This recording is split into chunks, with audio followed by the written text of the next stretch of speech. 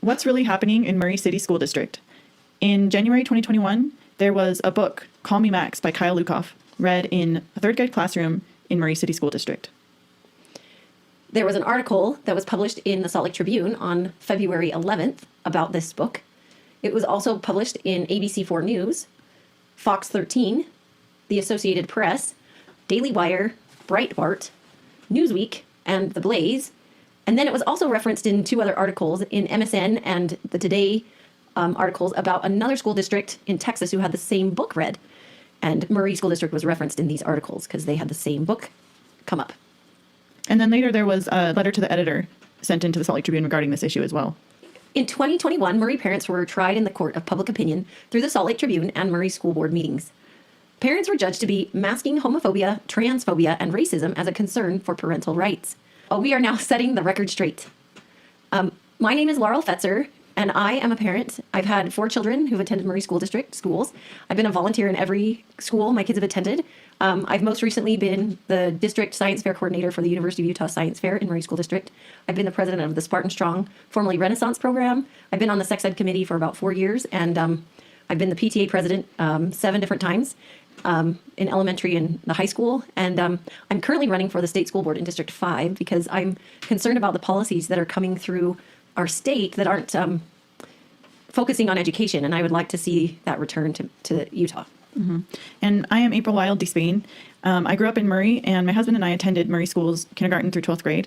We moved back to Murray so that our children could attend Murray schools because we loved the schools, and we had such good experiences in them growing up. We have 6 children, 3 of whom are of school age. And my son was in the class where Call Me Max was read in 3rd grade Horizon Elementary School. So after this happened, I learned more about the agendas going on in our schools, and we actually removed our kids from Murray School District, and now we are currently homeschooling. And that was a big loss for us because that's why we moved back to Murray, and I had loved the schools in Murray. But because of everything that's happened, I am now running for Murray School Board District 3 because I want to stand up for children and make sure that when they go to school, they're being educated in the things that really matter, which is, to me, academics. That's what school is for. And so we are going to present what's really happening in Murray City School District and what we really experienced in 2021. And as we talked about before, there were things, parents were judged to be a certain way, and we now want to set that record straight. And we have a ton of evidence that we're going to present to you that will definitely set that record straight. And so we're going to have to try to go through it as quickly as we can because we have a lot. And we're going to post the PDF of these slides so anyone can reference them after, because we're not going to spend a lot of time on every slide just because there's so much information. Right. And if you want to access the PDF, you can go to www.votelaurel.org, which is VOTELAUREL.org, or www.aprilformurray.com, APRIL4FORMURRAY.com. And those, you can see all these slides for yourself. So first, to start out, we want to say we support diversity and inclusion in schools according to the traditional definitions of those words. That's number 1. Point 2, we believe schools should be focused on academic education, not on equity or social emotional learning. Number 3, whether or not Call Me Max was brought in by a student, it was and is part of a bigger agenda related to equity. And number 4, equity is about teaching our children to be anti-racist, which does not mean simply not being racist, and to embrace LGBTQ+ ideologies through intersectionality. So here's where the story starts. On September 3rd, 2020, parents were sent a picture of these book boxes, and Dr. Job, who was the vice principal at Horizon Elementary, sent us this email on Parent Square, which is an app that sends messages to parents. And not all the parents have the app, but the ones who have Parent Square, they can see it on the app, or they can get the emails in their email. So she sent this email, and she talked about book boxes and that children were going to be having anti-racist education. And basically that was it. There was no book list sent out to parents, but just a picture of some of the books. And then we are going to show this on the timeline. This was September 3rd, 2020. This is where the story kind of begins, but we're putting a timeline in here because there is so much information and we're going back and forth as we learned information. So hopefully this timeline will help listeners. Help tell the story and help you see where we're like, whoa, we didn't know all this was happening. Yeah, and before this book was read. And help listeners to keep the story straight in the timeline. That's good. Okay.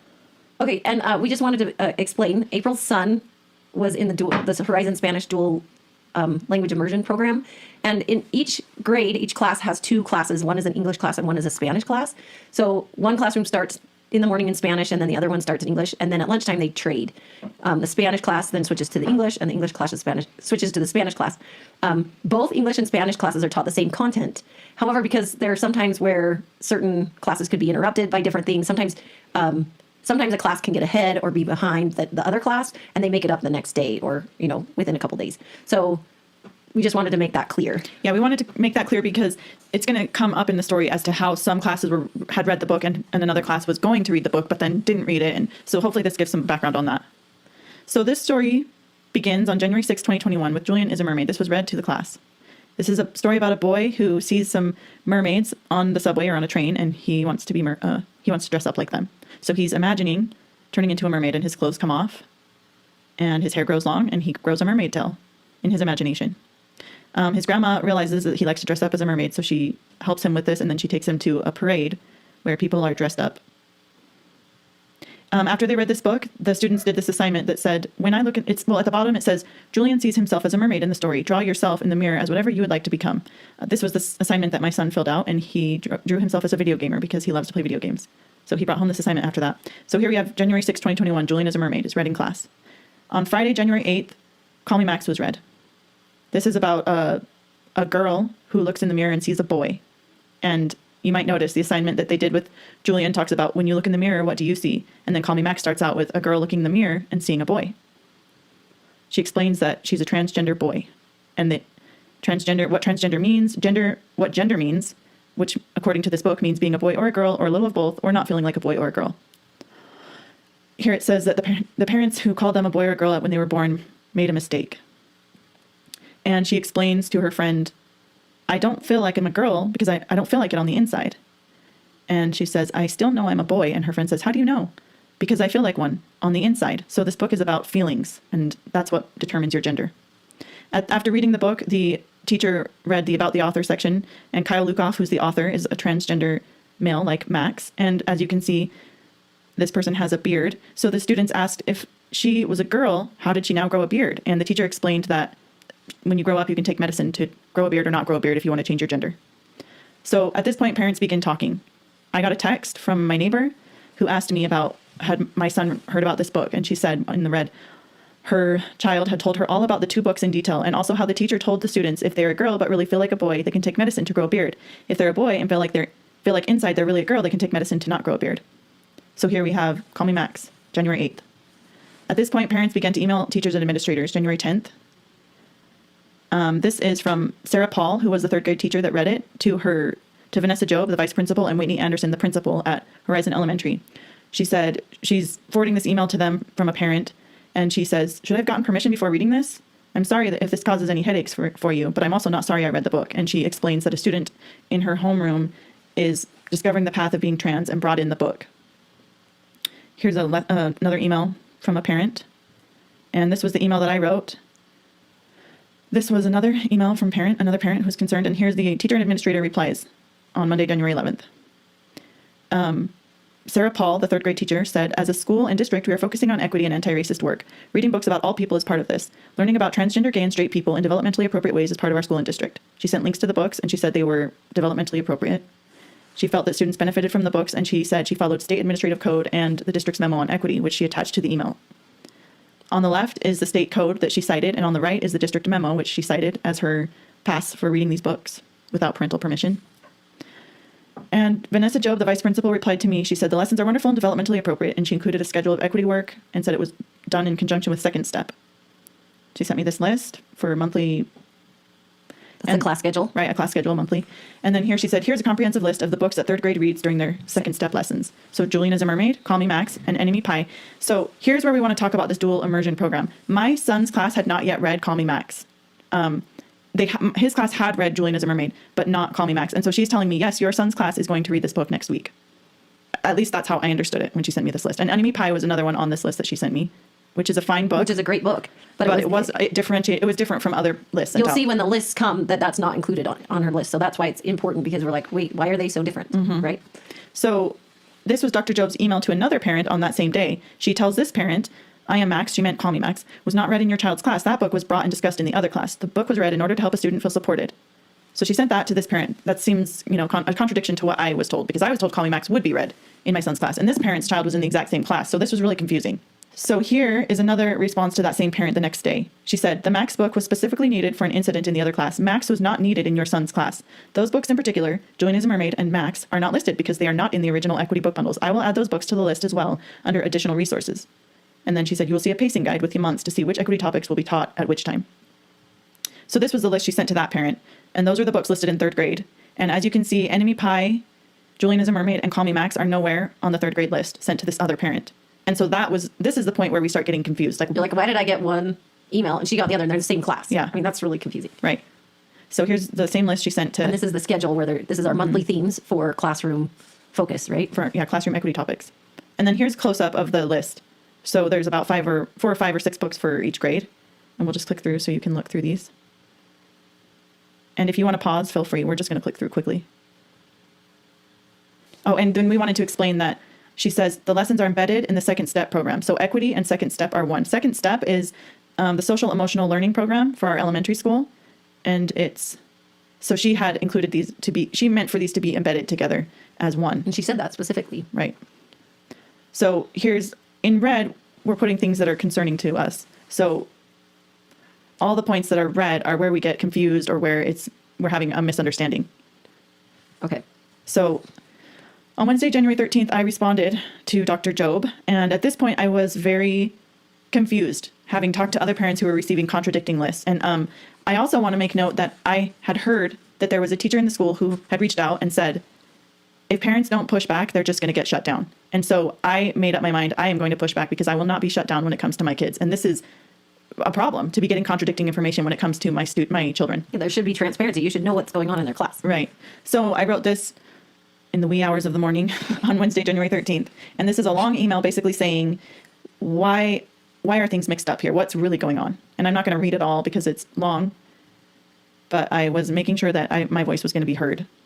And I want to definitely point this out here. I said, I was informed that this book, Call Me Max, was read to third grade because there was apparently a student in third grade dealing with those issues. How was it deemed necessary that this book be read to the class?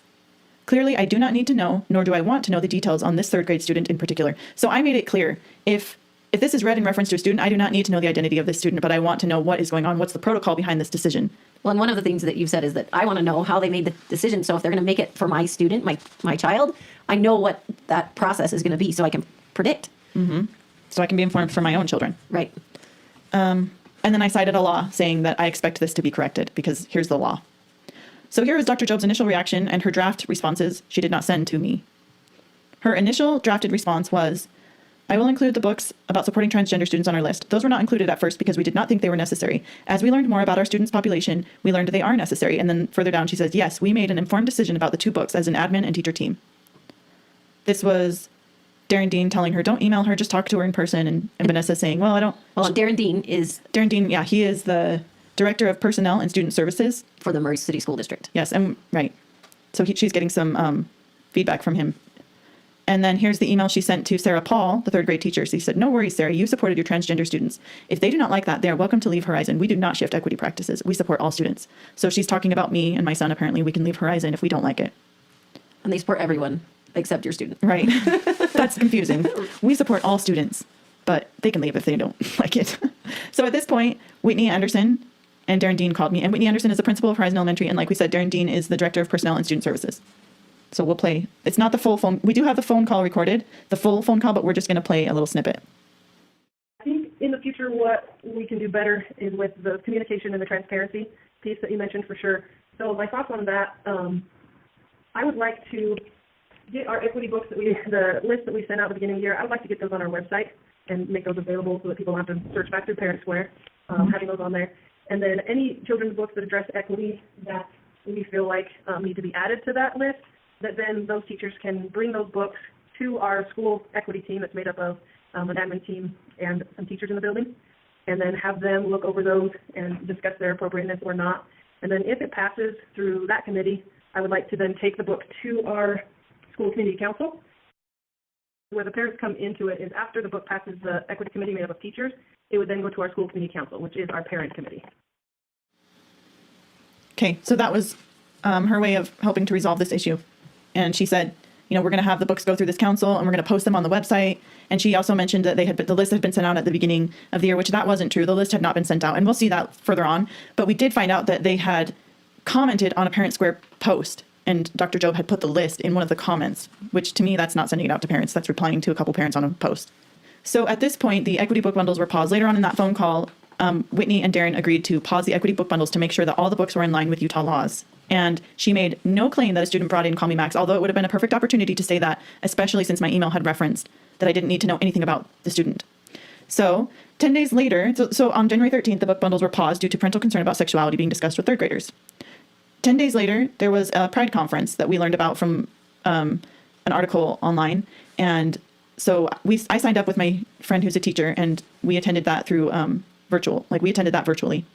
This was called Pride Not Prejudice, an LGBTQ plus conference for Utah educators, students, and caregivers. It started on the Friday, January 22nd. There was an opening message. And then on Saturday, January 23rd, the majority of the presentations were given, and you could just sign up for a few of them and watch them. And that's what we did. And we made sure to watch the Murray Equity Council, which presented. And they presented this from the ground up, Uniting Educators for Change. And Kara Cerise, who is also a member of FAM, presented as part of the Equity Council because she was the co-chair of the Murray Equity Council. And this was the first time we had heard about this Equity Council. And Laurel had been majorly involved in the district for 20 plus years. So it was surprising that she had not known about this council going on. And also it was surprising that we happened to find this presentation through an article in the newspaper online. It wasn't announced through the school district or through Parent Square. Nobody knew about it, but we just happened to stumble across it. And so we signed up for it. So here we have Kara Cerise presenting. We have Morgan Lammy. This is the Core beliefs. the leadership team presenting their core beliefs. And Darren Dean, who is also on the leadership team, presenting the representation. Vanessa Job, who is co-chair of the Equity Council, presents the successes. And then they talk about their goals and projects. And here's a little video of them. My journey as an activist and an advocate for change started long before I ever became a teacher, but I will say that being an educator has fueled my passion and enthusiasm for social justice even more. And then I'm going to jump down and just talk about the equity book bundles there. So those book bundles, the books that are pictured there, were all also approved by the school board. And what those are at Horizon Elementary is book bundles that center equity work and our students that have been marginalized as read-alouds. So that's been really nice for students and teachers to have as a weekly practice in their classroom. And they're currently on hold because you'll notice not every group is mentioned, in that equity book bundle. And I think that it's important with our equity work to ensure that we have all cultures represented and that we also have a system. So when there's a new book added to the equity work, that can go through we have a school equity team and then our school community council, and then have those books published and out on our website too, so that parents can have access to the books as well. So that's kind of the system moving forward. And it's just to ensure that we have correct communication about the books and that we also include more than we have now on those book bundles. So that was nice too, to have the school board work with us and ensuring that they're also in agreement with the books they're pictured. As something else that was really positive too, that the district came out with support of the equity team and then also of the school board, was a correction to a memo. And so we now have a memo that we can put out, but it affirms more inclusive practices and matches what we do and just our values as a school district. So that part's really nice. And I think the last part that, so far for our successes is also more professional development on cultural competency and on our LGBTQ plus community. We had Amanda Darrow, was part of one of the study sessions for us with the school board. And that was really great too, because she offered the trainings for the Pride Center for all of our faculty members as well. And something else that I'd like to mention about the equity book bundles too is what's been really successful as a school is having some adult-led professional development about the different equity pieces that we're talking about, so that we as teachers and adults understand gender identity and how to be supportive of gender identity in the classroom, and then like how we understand race and then how to be supportive of race within our classroom. So it's really nice to have those professional development pieces so we can ensure that our students are getting access and feeling seen in our classrooms. And I think that that's just the biggest part of equity work in general, and what we would really like to see moving forward. Okay, so in that video, Dr. Job mentions that the equity book bundles were on hold, and she says it's because they would like to get more representation in those books. She doesn't speak at all about parents pushing back or there being an issue with transparency. And then she goes on to speak about the process that they're going to get in place for putting them on the website and having these books go through the community council and stuff. And she mentions the professional development that they've done, and she also talks about the correction of the harmful memo. And so these are all successes of the equity council, right? Right. The other thing that we wanted to note from that Pride conference was that Kara says her journey as an activist, and that she talks about being an activist in the classroom, and that's one of the things that we are Surprised about? Yeah, we think that teachers should teach, not be doing activism in the classroom. And then when Vanessa Job talked about the memo on equity, she said our values as a school district is more representative of our values as a school district, which is interesting to note that because the only people who really had influence on that memo, we found out later, were the equity council. So if it's really representing the values of this whole school district, then the whole school district should really have input on that. And they really didn't. But we'll get into that later. So also during the Pride Not Prejudice conference, there were several other presentations that we watched, and this was called Captivating Reads, presented by Nathan Spofford from King's English Bookstore, and it was moderated by Kara Cerise from FAM, who is also third grade teacher in Murray School District, and we'll just watch some of that. These were a few of his slides, and he showed Julian as a Mermaid, When Aiden Became a Brother, which was also by Kyle Lukoff, who wrote Call Me Max. He talked about the list of things that will not change, A Family is a Family is a Family, Rainbow Revolutionaries, Pride, The Day You Begin, and all of these books were found on the Equity Book Bundle list, except Julian is a Mermaid and then When Aiden Became a Brother. Those were not found on the original list, but we'll talk about if they were found on additional resources at a later time. So here's that video. The brain, it seems, does not make much distinction between reading about an experience and encountering it in real life. In each case, the same neurological regions are stimulated, which means that we can give kids vicarious experiences. You can understand what it is, perhaps, to be gay or to be trans or to be on the other side of that without having been there. And how do we do that? We do it through books. And books share that experience, a vicarious experience into the brain. Julian is about a boy who is perhaps trans, we don't know, but he does like to dress up like the drag queens. And wow, here's another story.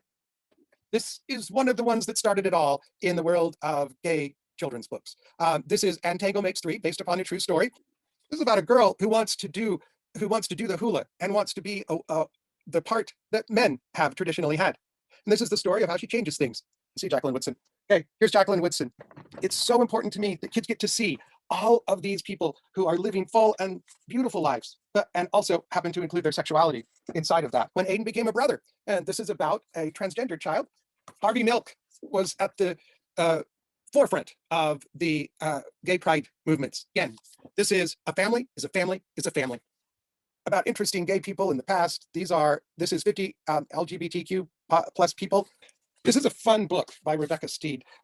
She has written 2 Newbery novels. This is a list of things that will not change, but it is a magnificent photographic story of what it's like to be transgender. How does that work? How does that feel? Thank you so much for this presentation. I can say that for myself as an elementary educator and an LGBTQ identified teacher, it's so exciting to see such a range of books. Okay, so we just wanted to show him presenting some books because we find out later that Nathan Spofford from King's English Bookstore is the man who put together the Equity Book Bundle list. So we felt like it was relevant to show. Okay, and then this was a presentation by Amanda Darrow. This was the opening message. And this was something that I was really concerned about when I watched this. We found out later, is also part of FAM with Kara Cerise. And she's also part of the Utah Pride Center.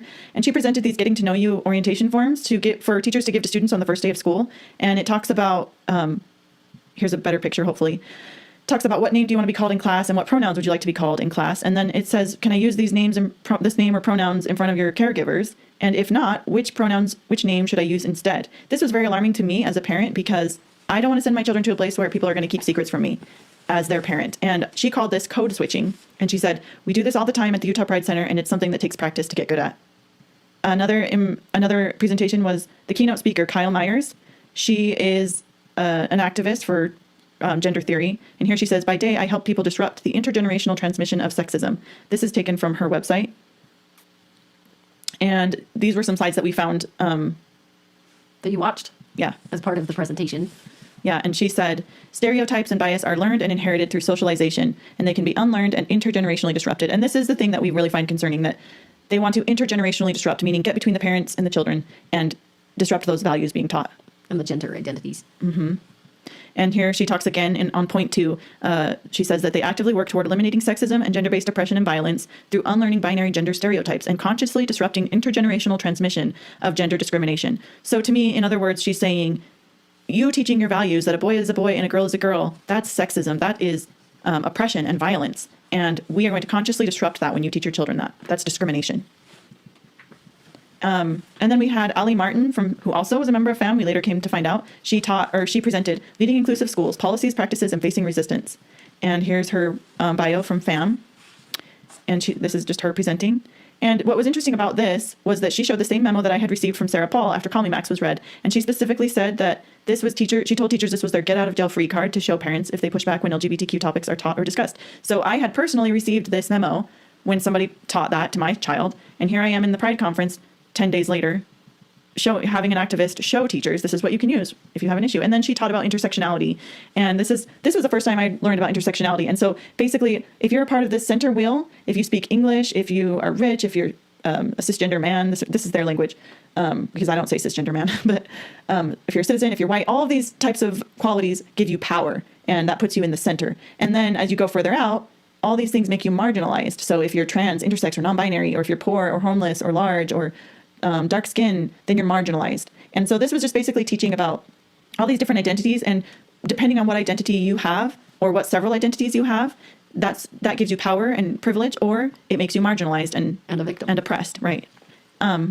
When I learned about this, it made me think of the drama triangle, because in college I majored in interpersonal communications. This was something I learned about. It was developed by Stephen Cartman in the 1960s, and this is commonly accepted and taught and used in therapy. And it's a diagram for dysfunctional and manipulative relationships. So when I learned about this intersectionality and basically, if you have this identity, then you're a victim. But if you have this identity, then you're powerful. And if you want to be if you want to help the people, you need to step aside. Like, this whole thing to me was like, wow, I totally see the trauma triangle in these things. And that was just something that, here it is. This is how I diagrammed it. So this is the drama triangle through critical race theory and intersectionality. So if you want to be a rescuer, you can be, well, let's start here. If you're a victim, the marginalized, Black, Indigenous, people of color, LGBTQ+, these are victims on the drama triangle.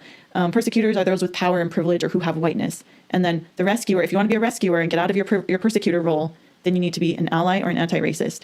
And this is basically just how intersectionality and critical race theory works. Yeah.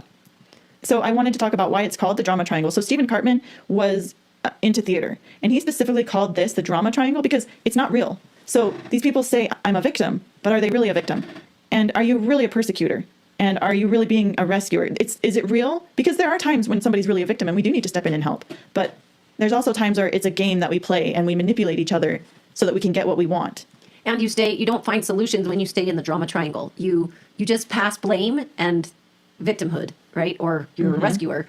If you want to find solutions, you come into the center to communicate about how to solve it. Right. So if you want to solve it, you need to discuss. So I feel like a victim. Well, what makes you feel like a victim? I feel like you persecute me. Okay, what did I do to persecute you? And have these discussions and come to solutions. But the drama triangle doesn't allow you to have those discussions. They keep you in your roles and say, you have to do this. And it's a form of manipulation. And I just learning about intersectionality, I was like, wow, I can really see how this is playing out in that.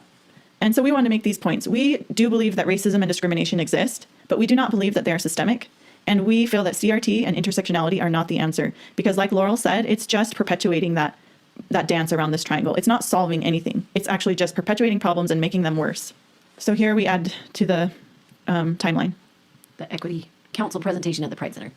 Right. Okay. And so at that presentation, we learned that the Equity Council was formed in March 2020. And this is in the red also because most parents did not know that this had ever happened.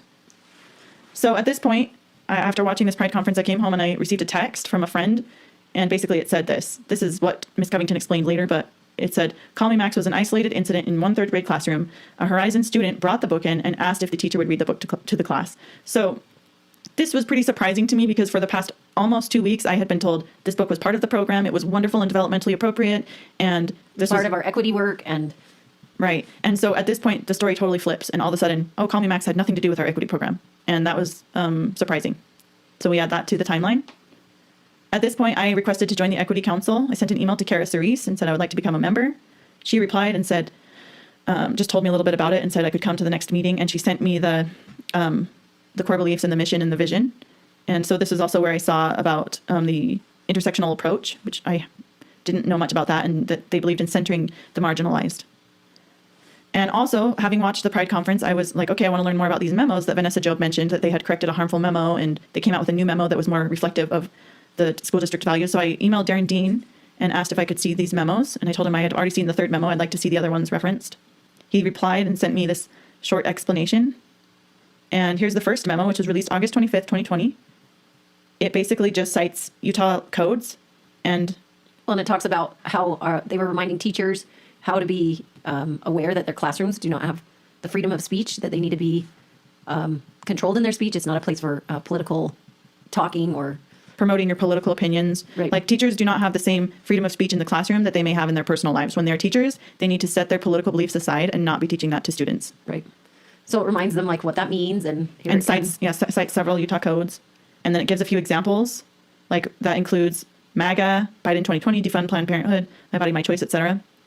And talks about social media. So here's a list of the laws that they cited. We wrote that out.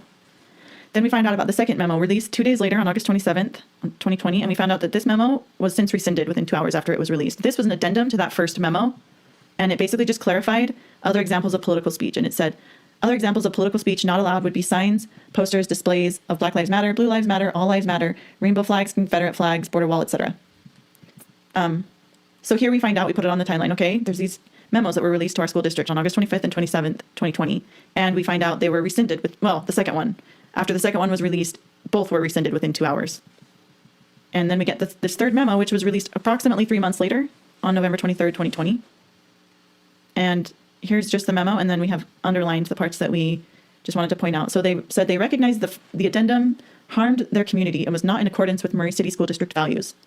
They affirmed that Black lives do matter, and they said they need to condemn racism and sexism and discrimination by fully embracing their responsibility for inclusion, belonging, and justice, particularly for people of color, indigenous, people with disabilities, lesbian, gay, bisexual, transgender, queer, immigrants, refugees, people from low income, members of minority religious groups, and other people from marginalized populations.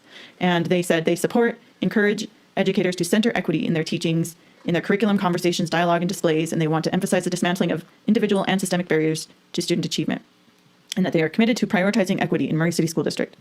We later found that the Equity Council leadership team wrote this memo. Here, these are quotes from emails that we later received. Here, we put in a few emails just showing Darren Dean sent this to Jennifer Covington saying the Equity Council has landed on what they want to say for the memo. So this was an email from Kara Cerise to Jackie Thompson. She redacted it, but we were able to figure that out. And it's not a name that should be redacted because it wasn't a parent, it's an educator. And she says, below is the memo we are trying to get approved. The Equity Council leadership team wrote it. And then here they're discussing that they wanted it to say Black Lives Matter with capitalization. So from the first to the third memo, it was a complete reversal. Like the first two memos were basically saying, let's follow the laws. We don't do political speech. And if you do political speech, we have the right to discipline you or to take out signs. And then the third memo was like complete reversal. Like we're going to talk about all our personal beliefs at school and we're going to hang up these banners and these signs with political speech. And it's allowed because that's equity and that's centering the marginalized. So here we add to the timeline that we found out about this memo on November 23rd. And the thing that we want to point out is this memo directly affected and impacted our students' classrooms and curriculum, and parents had no idea, and parents had absolutely no say. So this was a huge, huge shift in our school district that parents didn't know about until we started diving into what was really going on. So here we came to a turning point because the memos and the Pride videos were shared on Facebook, and a fellow parent in our school district named Greg Marchant happened to see those, and he got involved, and we got in contact, and that started a new turning point. So Greg and I began to review the books in the book bundle program. Here's just a couple of books that we found problematic, but there are a lot, but we're just going to go through two of them. So Anti-Racist Baby was on the list for kindergarten. I had a child in the kindergarten classroom, so this was a thing for me. It says babies are taught to be racist or anti-racist. There's no neutrality. Point at policies as the problem, not people. Some people get more while others get less because policies don't always grant equal access. And they're telling the baby, knock down the stack of cultural blocks. Confess when being racist. So this book was concerning to me because I've since learned that being racist or anti-racist, there's no neutrality, pretty much refers to critical race theory, that you can't simply be not racist. You either are a racist and you don't like people of color, or you're anti-racist. And in order to be an anti-racist, you need to own that you have power and privilege as a white person. And I don't agree with either of those ideas. I don't believe that it's right to persecute people of color or anyone. Right. And I don't agree that because I'm white, I have power or privilege necessarily. So I can say, no, I'm neither racist nor anti-racist. I am simply not racist. But this book is saying there's no neutrality. So it's teaching our children this idea, and they have no choice to believe anything different because, hey, there's no neutrality. And I don't agree with that being taught. And this theme of anti-racism goes through several books on the same theme. We'll see this coming out. Right. And then confess when being racist. I just don't think that's something that we need to be teaching our little children, that they are inherently racist and they need to confess it. And then we had this book is Anti-Racist, which was for 4th grade or 5th grade, I think. Yeah, I thought it was for 5th grade. Okay. So we have Black Lives Matter and Resistance, and they have the Black Lives Matter fist. And then here we have saying, she's saying that you should interrupt adults if they're saying, well, I don't see color. They call that a microaggression, and that's not okay. They said in the book, it says being racist against white people is not a thing. Reverse racism is not real. And then here again, we have a quote from Angela Davis, who says, it's not enough to be non-racist. We must be anti-racist. So again, we have this idea that you're either racist or anti-racist. You cannot be non-racist. That's not enough. And then on the page on the right, she says, white people only listen to white people. So it's perpetuating stereotypes against white people. But, well, it's just perpetuating stereotypes. And then here, this was alarming to me that they're telling children to, if they see black people being arrested or pulled over by the police, that students should get out and record with their phones or stand witness, and that students should intervene in a situation like that and call the police out for arresting Black people. I think this is an important comment. This is what we're seeing, the intersectionality. We have been told many times that critical race theory isn't taught in our classes, but this is a quote from Kimberly Crenshaw, who is one of the founders of critical race theory, and they're quoting her about intersectionality, which we already explained, or April already explained in the other. Right. Kimberly Crenshaw helped found the idea of intersectionality. So yeah, they're talking about her. And then they also say, if your parents or grown-ups say, make it great again, make America great again, call them out on their racism. So basically referring to Trump supporters and saying, those are racist and you need to call that out. And if you're white, you need to step aside. Oh, right. And if you're white, step aside. And so here we're going to talk, is critical race theory in our schools? We have people debate, is critical race theory in our schools? No, it's just a law school subject. It's not being taught. If you don't understand what critical race theory is, then you're not going to recognize where it is in the schools. Here we've Googled, who founded critical race theory? Kimberly Crenshaw comes up as one of the founders. Intersectionality. The concept of intersectionality, one of CRT's main concepts, was introduced by legal scholar Kimberly Crenshaw. Here again, we have Kimberly Crenshaw right there, as we talked about before. And then here, this was a training for our teachers. Kimberly Crenshaw, again, quoted right here. We have Ibram Kendi. He says, if discrimination is creating equity, then it is anti-racist. So he's advocating for discrimination. As long as it creates equity, it's okay. The only remedy to racist discrimination is anti-racist discrimination. The only remedy to past discrimination is present discrimination. The only remedy to present discrimination is future discrimination. And just like we were talking about with the drama triangle, going round and around that triangle, there's no solution. We just need to keep discriminating. And it's not a solution. It's harmful. And then, as we talked about with being racist or anti-racist, this is what's being taught to 5-year-olds in our school district. This is critical race theory in our schools. Being racist against white people is not a thing. So it's not enough to be non-racist. We must be anti-racist. Again, with that same idea. There's no such thing as being simply non-racist. You need to be anti-racist, and that is embracing critical race theory. Here is the lesson plan for this book is anti-racist for 5th graders. So asking students, what are their social identities? What is race? What is racism? Creating lists of their identities. So this is basically intersectionality. And then now write down your identity.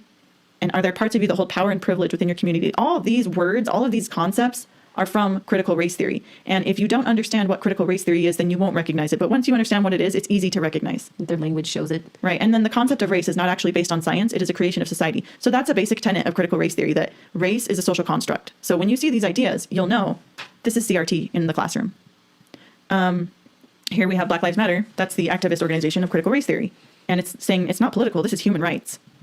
Okay, so at this point, Greg and I started emailing with Superintendent Covington. I had emailed her before, and several other parents had emailed her, and we were not getting responses from her. And Greg started to get involved, and I was like, why is she replying to Greg's emails but not mine? And we came to the conclusion that it might have been because he was CCing about 40 people on the list. He was CCing a lot of principals and community council members and just a lot of people. And because there were so many people on the email, Ms. Covington seemed to... It was time for her to respond. She would reply to those emails. So here's Greg's first email. Like we said, we're not going to read through everything because there's just not enough time. But if you want to pause, you can read through these. Greg's second email, she replied. He's replying back to her. He's explaining what's going on. Her reply on February 5th. And here's where she said this was an isolated incident in one classroom. Greg's reply on February 8th. Do we want to summarize anything from that? From these emails? Just that you can look at them if you want. Yeah, basically you can look through them. He's just discussing what he learned through the Pride conference and the memos, etc. And then he said, I'll let April reply about the Call Me Max incident since that happened in her child's classroom. So this is what I wrote, and basically just said the questions that I've had and summarized with 10 questions. And Ms. Covington replied on February 9th with answers to those questions. But a lot of those answers just didn't add up. It didn't give you... It didn't satisfy my questions or Greg's questions.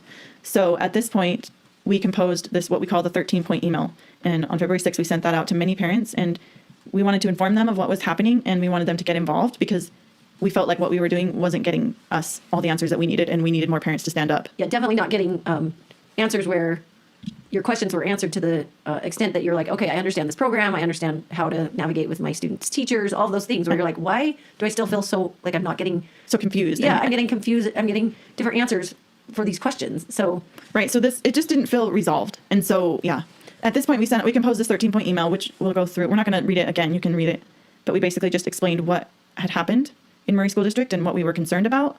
and that we wanted parents to speak up and ask questions to the school board and to the superintendent and to their principals. And we attached the relevant documents, the memos, the book bundles list, the equity memo, all that.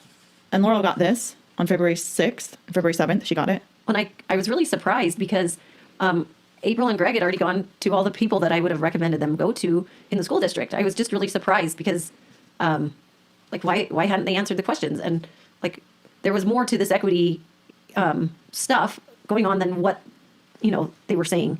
So I started getting concerned because I understood some of the equity ideas when it came to education, that it would affect how our students would approach academics, and that was concerning to me. And then later, we're going to go into this later, but we were able to submit a GRAMA request, which is the Freedom of Information Act for Utah, and get access to some emails. So later we found that after we finally sent this 13-point email, Ms. Covington started asking questions to Vanessa Jobe. So here's right after the Call Me Max incident occurred, and she's saying to Vanessa, "Thank you for pointing that out, Vanessa. I absolutely see your point. I think some parents are further along in this process than others, the equity process. I am thankful for your and Whitney's work on this and know that our students will be so much better because of it." So parents are pushing back and saying, hey, we have serious concerns about what's going on. And Ms. Covington, her basic response is just going along with it. Like, it's great. Parents and their students will be so much better because of this work. And at the same time, she's responding to me and Greg and saying, giving us all these answers, and we're not feeling like it's resolved. Then we, Greg and I, compose and send this 13-point email. And that, it isn't until then that she asks, "Hi, Vanessa, could you please let me know how the book Julian as a Mermaid came into the classroom? I did not see this on the original book bundle list that was sent out." So she didn't ask that question until after parents had pushed back and gotten more parents involved. And you'd sent many emails already. Right. And we'd asked so many questions, and I am not sure why she didn't ask Vanessa long before that, but it took about a month for her to do that. And here Vanessa says it came from a 4th grade classroom, and that the King's English Bookshop, she said she didn't know the owner, but she knew someone who works there, and he helped with the book list. And that was Nathan Spofford. Here he is holding up Julian as a Mermaid in the Pride conference. And then here's an email the next day. Covington is saying, "If I'm reading your message right, the reading of Julian as a Mermaid was a teacher decision. Is that correct? I'm not necessarily concerned with the assignment if that is the case." So at this point, after the 13-point email, the Equity Council was paused February 8th. This was sent out through Parent Square, I think. They placed a hold on the Equity Council. And then here's a message from Darren Dean to the Equity Council saying that they're on hold now. So after the Equity Council is paused, on February 11th, there's an article that comes out from the Salt Lake Tribune. It's very one-sided, saying that parents are pretty, they don't understand, this book was read, it was brought in by a student, and now parents are asking this whole equity program to be shut down. So it's just saying all of this stuff. Parents are so uninformed that, how could they ask this of the school district? And why would they want to shut down the whole program when a this student wasn't brought in even the book? This wasn't even part of it. Yes, and we put the whole article in here if you want to read through it. We're not going to read it, but we'll click through it.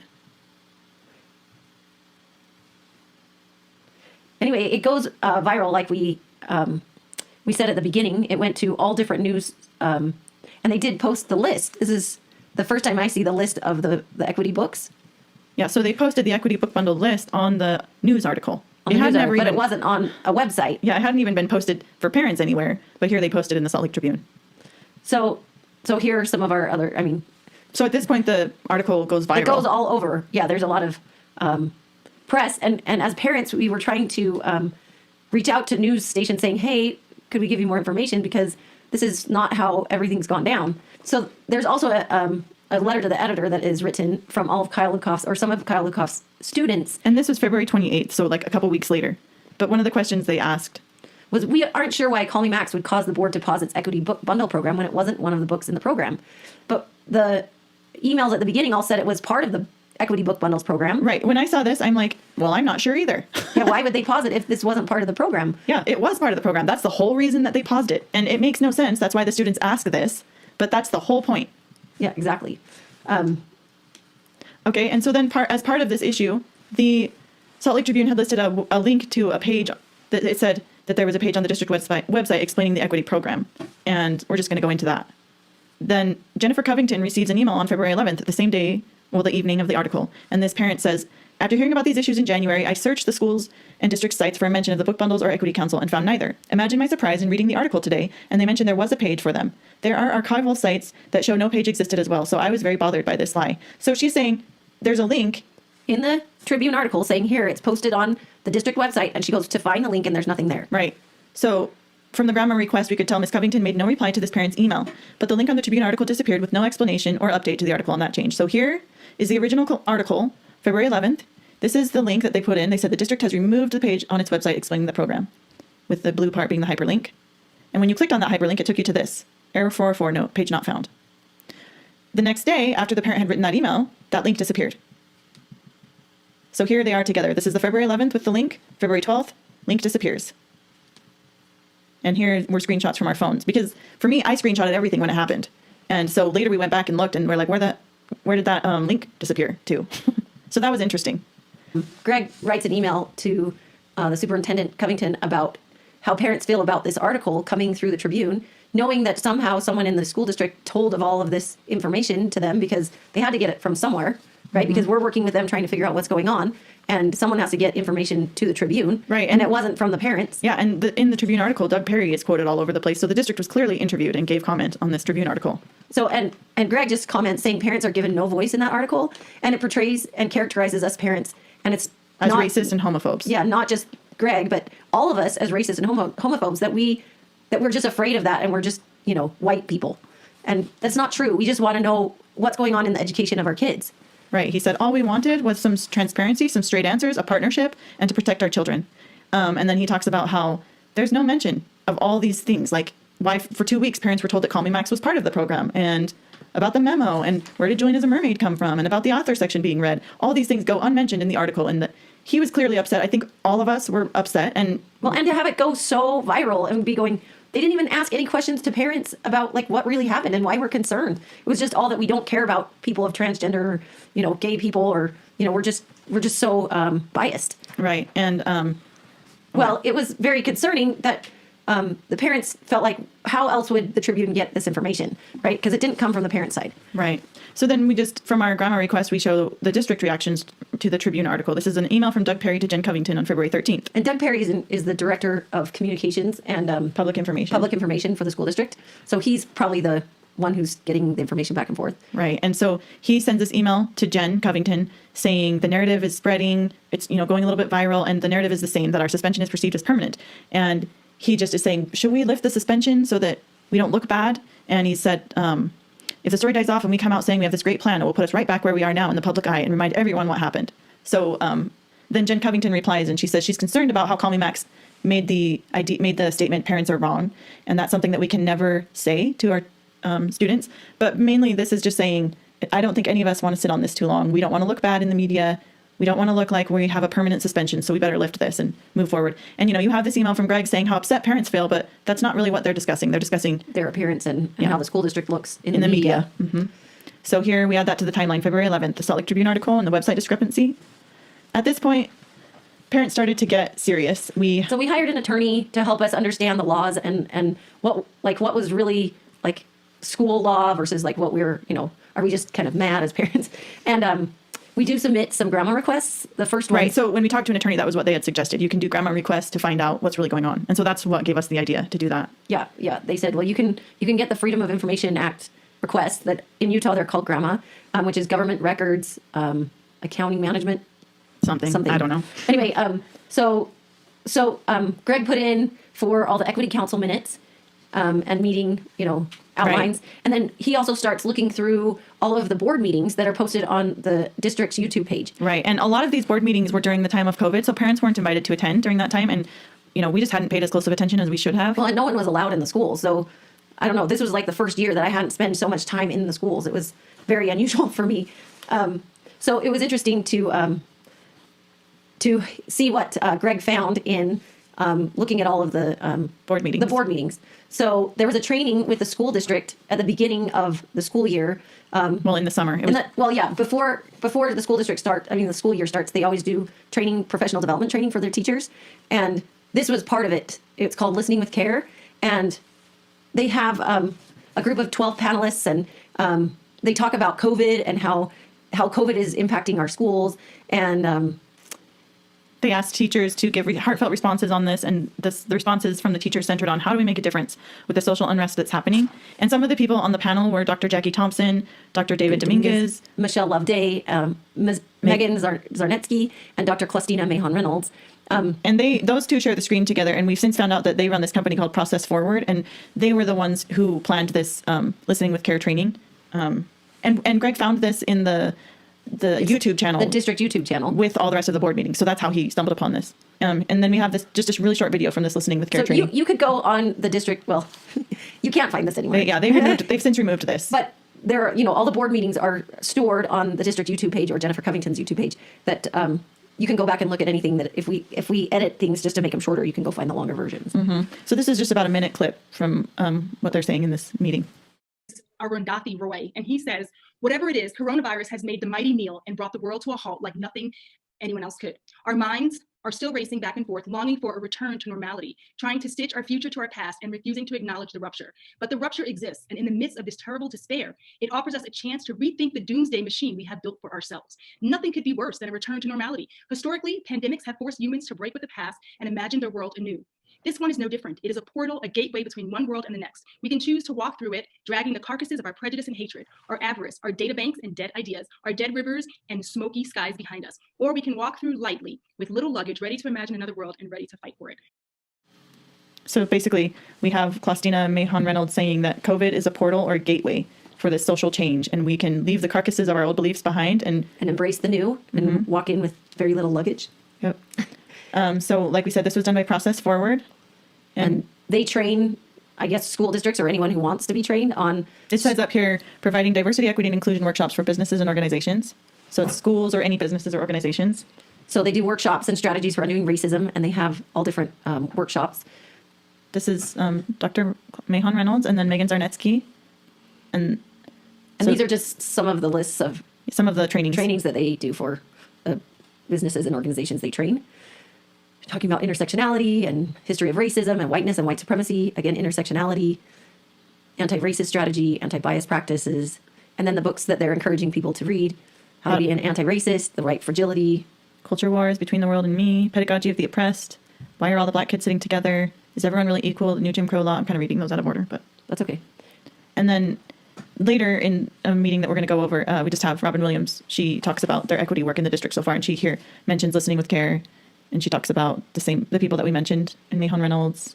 And these are all the equity things that have happened. Yeah, because parents were starting to ask questions like, what's really going on? We don't know anything about this council. We don't know what this all means. And so they had a district meeting on all this stuff. And here's Robin talking about what the listening with care training was really about. When we asked Carol Anderson to share out all of the workshops, book studies that she's done, it was too big for our little flow chart here, but she gave some of those with the PD on tough kids, behavior interventions, again, multiple opportunities with SEL and social justice. And then I would like to pause for just a minute to talk about the work that has been happening since this summer. And again, I would remind everyone of the impact of COVID and the social unrest that has been happening in our country. And we are very proud of the work that our community and our teachers have committed to. We started on July 29th with 12 panelists in an unscripted conversation who had stories to share about their experiences in our community, and teachers wrote responses to that. And if you remember as a board, those responses were shared with you. I don't know if you had opportunity to look at those, but 203 teachers attended and participated in that conversation and had heartfelt responses that centered on how do we make a difference with the social unrest that's happening. We continued that training with listening with care, with teacher training with Michelle Loveday, Dr. Jackie Thompson, and Dr. David Dominguez. We also had listening with care training that included some of you as school board members and all of our administrators with Dr. Mahon Reynolds and Ms. Zarnetsky. Our Equity Council's work and direction is one that we also very much appreciate as they continue to ask the question about creating an inclusive community for all. And I also would highlight for us the Equity Council presentations to you as a school board with many of our members of the community, including Dr. Mahon Reynolds, Dr. Thompson, and Amanda Darrow. Okay, so that's just basically giving background on listening with care. And so we learned this just from watching old board meetings and then this February 25th board meeting. And this board meeting, yeah, we'll show a little bit more from that too. Yeah, we're going to discuss that quite a bit. So, but that just shows that this happened in the summer. They had professional development all about these equity issues in July. Mm-hmm. And then later, this will be discussed later on, but this video has since been removed in approximately March. We're not sure exactly when, but all of a sudden it disappeared from the district's YouTube website when Clastina Mahon Reynolds was hired as our Hillcrest Junior High principal. So we're not sure why that happened, but that's what happened. Okay, so around February, we learned about this listening with care training. Okay, so at this point, Laurel composed and sent out an email outlining her concerns to other parents in Murray District, and she just let them know about the public comment session and that parents could send in emails outlining their own concerns, having heard what was going on in our district now. And then on February 22nd, we received the Equity Council meeting minutes from our grandma request. This is an email from Darren Dean. He says he's talking about these equity meeting minutes that we're going to receive, and he said he looked through them. And October 22nd, you'll find that the book bundles are referenced, and on December 10th, you'll find sexuality and gender reference, and that these are some notes, places he noted in the equity minutes that might lend to confusion. So this is Friday, February 19th. So right before we get the meeting minutes, he's discussing with Doug Perry and Jennifer Covington. Like there might be some confusion on what the Equity Council is saying that they're And this is right before the February 25th board meeting. So they're like, parents are going to find out about this. How shall we resolve this? And then here we have Jennifer forwarding this to Jaren Cooper, who's the president of the Murray School Board. And she said, our public will have these soon from Mr. Marchant's grandma request. And I have some definite concerns around some of the topics that were discussed and the way the meetings were structured. And then we have Jaren Cooper to Jennifer Covington, and he's talking about some of the issues. And it's disappointing that an equity council, right here at the bottom, that's being asked to educate district staff on how to dialogue in a safe and inclusive manner, mentioned the board as a few white folk when they received pushback on some aspects. Just seems counter to what they're claiming to stand for as a council. And so here's the meeting minutes. We see when they held their meetings. So they had leadership meetings and they had general council meetings. So, So the council started in March 2020, and then they formed a leadership team in August 2020, and then this is just all the different meetings that they had. And then these were just we just underlined some of the things that we thought were concerning, just problematic statements and things that are considered divisive or offensive. They want it to be a safe space, and if someone's not honoring that, how should that be addressed? And then Job's suggestion, Vanessa Job, said that the district needs to have clear messaging, and the more clear it is, the clearer it is, the easier it will be to control that type of divisiveness. And we just find this a little bit alarming that safe space means we need to control people if they speak differently than what we agree with. right. Okay, so here's another Equity Council leadership team agenda, just things we thought were things to bring out. So they were discussing the Black Lives Matter phrase as part of the November 23rd memo, and the school board was, and also Jennifer Covington, they were just saying they don't want to put that organization into a district memo. Then the Equity Council says it's just extremely disheartening when 3 board members who are white, they're all white, experience some discomfort. And they say this is an example of institutional racism and the powers that keep it in place when there is more concern for the comfort of a few white folk. And then as a side note, we wanted to mention that the Equity Council leadership team was also all white folk. Right. And then on December 10th, we find reference to these GLSEN posters in Parkside and Horizon.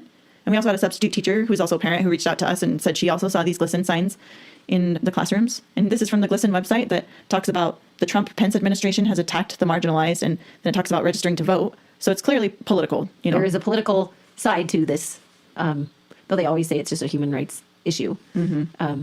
So there's another Equity Council leadership team agenda that we thought was interesting, that we had parents subject to a book at Horizon. They want clear communication to parents from this district on the policies and professional development about equity. They're saying there are 2 sides to this story: empowerment of those who are LGBTQ versus these parents' concerns and misconceptions. And so here they're talking about putting it on the website, making equity work visible to parents, because parents have no idea. This isn't on the website. Parents haven't been invited to be part of this council. And then they're discussing, if we invite parents, what do we do if they challenge? What if they become hostile? How do we flag for help if needed? So they're really worried. That seems really interesting. They're worried about adding parents who don't agree with their ideas. And then here, part of the equity meeting minutes was that they were requesting an equity director. So here's the email that was sent to Jen Covington from the council. And then this is just another copy of that's easier to read, hopefully. So we just put that in. And then we found the Equity Council presented to the Murray School Board in September. And this was their presentation that they did with Dr. Jackie Thompson, who's also on the Listening with Care video. And they're just talking about Black Lives Matter and why that needs to be in our schools. Slavery, the civil rights movement, George Floyd, Black Lives Matter, then the cops. And then to create welcoming, affirming, and inclusive classrooms and schools, we need Black Lives Matter signs, apparently. That's what they're saying. Right. And all these are their ideas that they want happening in our schools. Some more Black Lives Matter signs. And then they presented the Horizon Equity book boxes. And this, again, is in September of 2020. So they're presenting the Horizon books as we're starting this equity book program at Horizon. Right. And this is the Equity Council presenting. This is the Equity Council presenting these book bundles. And so she's explaining the professional development that they did in conjunction with the book bundles. And then she talks about the themes. Here's the list. She says it's from King's English Bookstore, which is where Nathan Spofford works. She talks about the Justice Team. And then she shows the book list to them. And these are some of the books and a playlist, apparently. And then they did Restorative Circles. And here's one of the questions, I guess, that they talked about in Restorative Circles. And then they're showing some work from a 4th grade classroom. And this student is talking about Black Lives Matter. And here's a bunch of students speaking of Black Lives Matter, standing up for justice. And then this is where we realize that, okay, here's how they're making the claim that they shared a list. Because here's where, like we talked about at the beginning on September 3rd, Vanessa Jobe posted about the equity book boxes. She didn't send a list, but some parents had replied to that post and they said, I want to see the list. What's this? And so she replied to those people and said, oh, here's a list. And then here's another parent saying, hold up, what are these books? I want to make sure I'm comfortable with my child reading these. How can I get a list? So Vanessa Jobe replies to her and here gives her a list. But she did not post a list on the school website or the district website anywhere. And I, as a parent, had never seen a list for my child's classroom, either of my child's classrooms, or just for the school in general. And then here's just some more of their presentation, which we'll click through. And then they wrote this Murray City School District Commitment to Equity Statement. This was written by the MCSD Equity Council Leadership Team in June 2020. And then they provided them with a list of the people on the Equity Council. And there was one parent. And then here's some of their resources and some articles that they gave to the school board. And here were their suggestions to the school board. And they wanted to be, the Equity Council is happy to ensure policies are updated. They wanted to write policies for the school district and send out a revised memo and all this kind of, equity director. And they were saying we need continuous training for the staff, so professional development. And then here was an example of revised memo that they wanted to send out before they had gotten it. They had to change it up a little bit, but this was one of their original ideas. And then here we have Greg. This is a dad in the district who's worked a lot with us and helped us out. So we're just going to show what he said at this point. The Murray City School District Equity Council. It was created by almost exclusively teachers, and there was one parent on the Equity Council that has a gay son she was handpicked. No other parents were asked to be on the council and were not part of the council. Their mission essentially was dismantle systemic racism and to center the marginalized groups in the curriculum. And they met once a month or more, basically in secret because no parents had been told about the Equity Council. They did have meeting minutes, which we obtained through a grammar request. And so we were able to find out a lot of what the Equity Council's mission was, what they were trying to achieve, and how they intended to go about it. But what we didn't know was that the Equity Council had obtained the authorization of the school district to essentially act on its behalf. The school district in August of 2020 wrote a memo that basically told teachers that they needed to keep politics out of the classroom, but the Equity Council was offended by that memo. And so they wrote a new memo that said that marginalized students would be centered in the curriculum, that they believe that Black Lives Matter, and that Black Lives Matter signs and symbols and LGBTQ pride flags would be permitted in the classrooms and in the schools and the hallways. Okay, so that was taken from another video, but we just want to have Greg speak and tell that part. So we put this on the timeline on February 22nd. We received the shocking equity meeting minutes.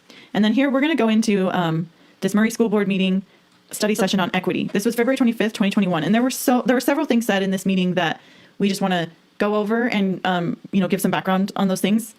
And and this meeting was a 4-hour meeting. Right. This was something that the staff at the school district offices and teachers and administrators were giving information to the school board and to anyone on the Zoom meeting to listen what was going on with regards to equity in the school district. And to answer parent questions because so many parents were like, what is going on? Yeah, because they'd received emails responding from the school district, emails from us that are like, wait, that's totally different than what you're saying or what you're not answering some of the questions. Right. And as we discussed, we had just received the equity meeting minutes and the district office and school board knew that we had received those meeting minutes. So they were trying to just explain what was going on with equity to parents.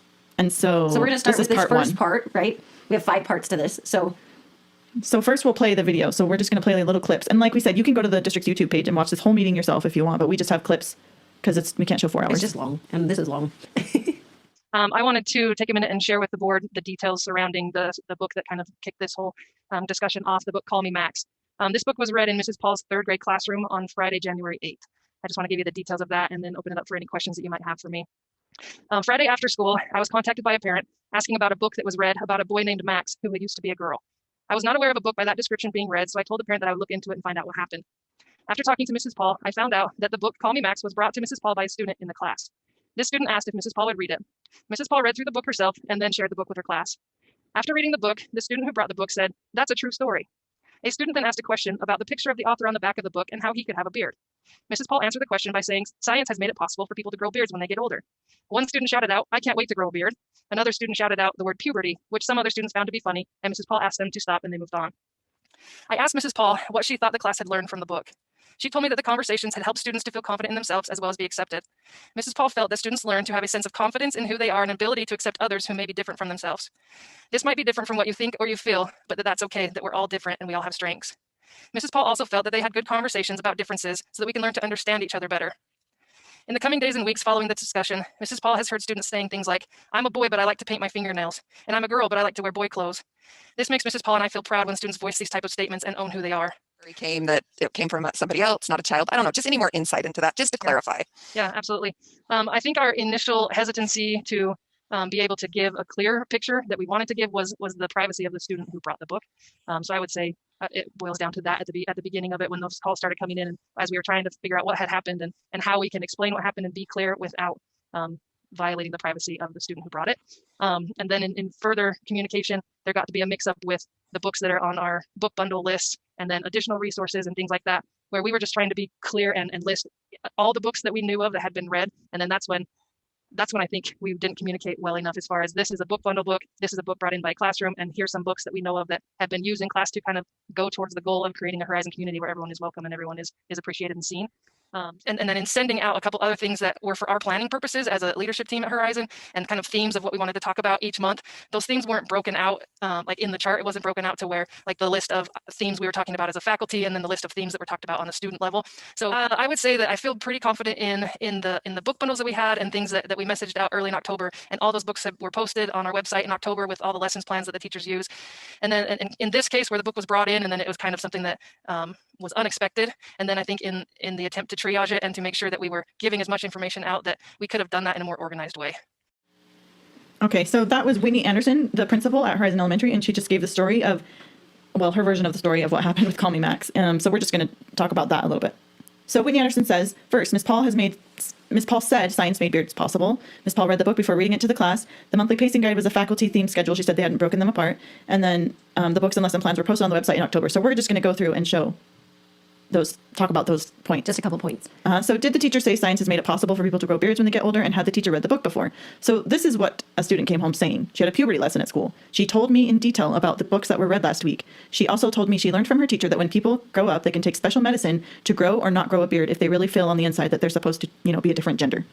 That's the text that I received. This was before we received any information from teachers or administrators. This is what children came home saying. That if you are a boy and you feel like a girl inside, you can take medicine to grow a beard, or not to grow a beard if you're the other way around. Right. And then here we have a quote from Doug Perry in the Salt Lake Tribune. He said, the teacher hadn't read the book before and deflected questions for the most part. And then you have Miss Anderson saying she read through the book and then read it to students. And this was, in my opinion, this was just her fixing the story, because parents had pushed back on that, saying, why would a teacher read a book about transgenderism to a classroom full of 8-year-olds without having first read it herself? So the story just conveniently changes as the district gets pushed back on certain aspects of the story. Right. And then here's the email sent out originally by Sarah Paul, just talking about there was no discussion on puberty. And then the students are the ones who mentioned medicine, and they said, oh, after puberty. And so the story just keeps changing. And then she said the monthly pacing guide was a faculty theme schedule. Was it for the faculty, or was it a classroom schedule? Well, when you look at it, it says circle back on whatever topic your class could use so more this of. pertains to your class. This says class. This says, circle back whatever your class needs support on. And then here we have sexuality and gender and understanding differences. And parents said, because one of the main arguments they were making was Call Me Max is about gender. It's not about sexuality, because there's laws on sexuality. But this is about gender, so we don't need a... So parents pointed out that the pacing guide specifically said it's the equity theme schedule, and it says sexuality right there. So you are speaking about sexuality with our students, and you're not talking to parents to get consent or inform them about this. And so that was how they changed that part of the story. So were the books and lesson plans posted in October on the website? She specifically said that in the February 25th meeting, as you just heard. We're not going to play this again, but you can listen to that phone call on January 13th. And she said, I think in the future, we can do better with the communication and transparency piece. I would like to get our equity books on our website and make those available. So this is January 13th. She specifically told me that she wanted to get the equity books on the website. So they weren't on there on January 13th. But then they tell the whole district that it's been on the school district website since October. Right. And then I guess they can claim a little of that just with that reply to the Parent Square post, but they were not on the website. But they were not on the website. Right. So then on January 11th, we have this email from Whitney Anderson saying, because here's a parent on January 11th saying, I would like to get access to that list.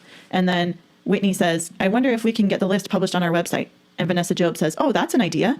I could put all this on the website. So this is January 2021. Right. And that's 4 months later. And then here we have January 13th again. We are working on setting up our website to list the specifics that you've asked for. and then just an email speaking about not getting information out, and then that we are wanting to post on our website again, January. And then here's an email from a parent. We're not sure who this is, but she sent this to Miss Covington, or he or she. She said, Miss Anderson put a positive spin on that reading of the book. The reason this book was found out to have been read to students is because a good number of third graders went home and shared with their parents how uncomfortable they were with the reading of this book. I hope you can decipher between truth and lies. What Miss Anderson shared about the reception of this book was a lie. If you are interested in truth, talk to the children that were there, not a principal that is lying to you. And then she said, this is February 27th. She said, please send a list of the books in the equity book bundle to me. Thank you. Because she was having trouble getting that list from Miss Anderson. So here we have this added to the timeline, and we're going to go over this, like Laurel said, 5 times. So we'll just look at this timeline and see how this plays out. So the next part too is, So this is another section of that meeting. Darren Dean is going to talk about the Equity Council. So let's just listen to him. At no time was the purpose of this council to exclude parents. The goal of the council was always to involve stakeholders at every level of the school system, including parents and guardians. In fact, while the Equity Book Bundle project has been presented in conjunction with the work of the Equity Council, it is important to note that the council did not create, review, or distribute any of the materials related to the book bundles, nor implement any kind of professional development accompanying this project or otherwise. So just to offer clarity on that, excuse me, what Mr. Dean said was that the Equity Council didn't create the books. They didn't have the plan to roll out the books. That was not in their purview. Crystal clear, that was not an Equity Council charge at all. They, of course, they're supportive of that. They're supportive of having books and diverse titles in their libraries, but that was not an Equity Council charge. That was not something that they developed. If a child in my classroom brings up racism or LGBTQ, how do I handle that? How do I handle these topics that these children come to our classrooms every day with and have these questions, and our employees, and that safety, and that it's okay to have these conversations? And our educators, they know their bounds. They are instructed, they're required every year to sign off on the Utah Educator Professional Ethics Standards. They are hyper aware of what they say and their influence on children. And they want to make sure that everyone has a place and that everyone feels part of it. That's where I get it. I mean, you can parse words and say, no, this means that or means that, but that's really the intent. One thing we want to be clear is that Darren Dean says the Equity Council had no intent to exclude parents. They were not involved in the equity book bundles, and they were not involved in planning any professional development. So did the Equity Council include parents?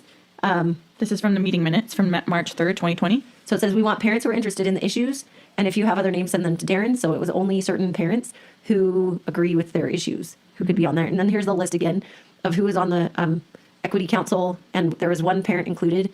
And this is that parent, Juliet Reynolds. This was taken from the Pride conference. She was one of the speakers in the conference, and so it just talks about how she has a gay son and then a non-binary son, and she does a lot of work with studied gender studies and is working with Murray School District to like create inclusive practices and policies. So that's how she became a representative on the Equity Council. And then it says in their meeting minutes in January that they need to figure out how the district and the board wants to go about adding parents. Maybe next year, likely, due to COVID this year, we can't really. Right. So at this point, the Equity Council has been working for around a year, and they're still saying maybe next year we'll include parents. But they've already made huge changes to our district with the memo, and so parents should have been involved at this point. Anyway, and then did the Equity Council plan equity book bundles? Well, March 3rd? March 3rd, 2020. So this is a year before that. Susan and Kara will make a diverse book list for the elementary schools and send it out to the committee. So they also in September say they have this Horizon Equity book boxes. They show their themes. They talk about the themes, the monthly themes for, and then here are the lists from the King's English Bookstore, and then their student extension ideas on the Google Classroom. So that, like ongoing curriculum, making more lists. It sounds like. So and then here's the Equity book bundles, the original list. And then on their equity minutes, they talk about that they have professional development PD for teachers that are paired with the equity book bundles, and other schools have ordered the books. And they also have professional development sessions that go along with each monthly theme. Mm-hmm. So they also talk about that the cost of the equity books are $2,000, and they'll help with the cost. But if they had nothing to do with equity books, why do they care about how much they cost? Right, yeah, why are they discussing this in an equity meeting? And then here we have Vanessa presenting in the Pride conference, and she lists the equity book bundles as one of the successes of the Equity Council. So, and then did the Equity Council plan professional development? Again, from March 3rd, the first meeting. So Darren will ask the teaching and learning team for professional development time for equity and inclusion issues. And then they all will explore the professional development opportunities that would, that would like to have and possibly look into options. So at the beginning of the start of the Equity Council, they're talking about professional development. Mm-hmm. And then again, they're paired with the equity book bundles and the monthly theme. So then we get. And then here, this is November 20th. We have Robin is planning cultural PD in January. For the Macmillan- secondary schools, that's the junior highs and Right. high schools. So that's Robin Williams. She's planning that. And then Macmillan is having gender identity, professional development, November 20th. PD needs around the district, PD days for equity. This year, next year, admin PDs are immediate PD needs. So all of these are in their minutes talking about professional development. Here we have an email from Job to, it's a draft for a parent, but she sent it to Whitney Anderson. And she's talking about, we offer professional development for teachers with our Black Lives Matter and equity book bundle. She specifically says this. And then here we have Kara Cerise sending to Darren Dean. She's talking about LGBTQ and professional development trainers. And she redacted who all of these people are, but here are 3 presenters she knows. We know who several of these are, just using our own investigative skills. But so she's, as the chair of the Equity Council, helping suggest professional More development professional trainers. development. And then again, from the Pride Conference, we have Vanessa Job speaking of their professional development as one of their successes. She says for next school year, but they had also been doing it this school year. Right. And, And then, she did speak about that verbally in the video that we showed. right. So, and then we are going to just show you, we got, as part of our grandma requests, all of the slides that have to do with the professional development that they've done Right. at Horizon, at Macmillan, at the high school. Uh-huh. So we're going to, And so just as a side note, we as parents watching this February 25th board meeting and hearing Darren Dean say this stuff, I, speaking for myself, was like, what? I was so confused so because confused. I had Because read they're all like, this. we don't have anything to do with it. And you're like, we have all of these, grandma request minutes of those meetings that say we've done all these things. Yeah, so so you'll see all that we have right now, and it's just very confusing why they would even say that in the meeting. So here's language of professional development on how to be anti-racist. This was a professional development by Vanessa Job. Here, Vanessa Job did this book club with her Horizon faculty. on how to be an anti-racist. There's Ibram Kendi, welcome. She's basically teaching critical race theory. And then we have this August 2020 professional development on race given to all the teachers at Horizon. And again, you guys can pause these if you'd like to learn more, or you can go to our website and look at these. Here's some examples of children's books, The Battle Injustices, and which we've seen some of those already, but we have a couple coming up. so she's telling teachers these are some ideas for books you can read with equity. And then Teaching Tolerance website. And here's a lesson plan for Harvey Milk for 5th grade, which I think these were also shared in faculty meetings as ideas. These were like, this is what you can do in your class as a lesson plan. So They over and over you see this theme, what is my identity and who am I? Asking children to question, who am I? What is my identity? And they show like these pride or rainbow capes and telling them you can make a cape. And then this book is anti-racist lesson plan. Again, who am I? What are my identities? one thing that I've noted in learning about the identities is it doesn't talk about how people are responsible for like Their behavior, their or becoming their best self. Or, yeah, it's just about what groups you belong to and how you identify in relation to those groups, if you're victimized or Powerful, or privileged. And so that is really, as stated right here. Are there parts of you that hold power and privilege? What about, are you responsible? Can you do something to make your life better or to help others or to develop your talents or to gain better, more knowledge and greater skills? No, it's just what group do you identify with and do you hold power and privilege in that group or are you oppressed? yeah. So here's another professional development.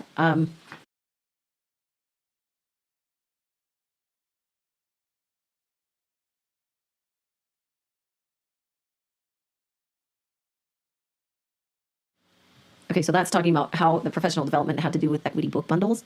And then this one's about professional development on sexuality and gender in October. So they're talking about intersectionality again with Kimberly Crenshaw. Stuff from the state school board, stuff in Utah, some videos. And this book, It Feels Good to Be Yourself. We saw this in professional development and later we'll show that. Again, Julian as a Mermaid was used in several classes. Pride, Welcoming Schools, which has many other books. And then local resources, we see FAM, which we've seen with Kara referenced several times. Additional resources for parents. Again, there's Kyle Myers, who was the keynote speaker at the Pride Conference. And then on November 20th, Macmillan Elementary had a professional development on gender given by Cody Colvin from FAM. This is Cody Colvin from the FAM website. And we'll just click through these because there's a lot of them.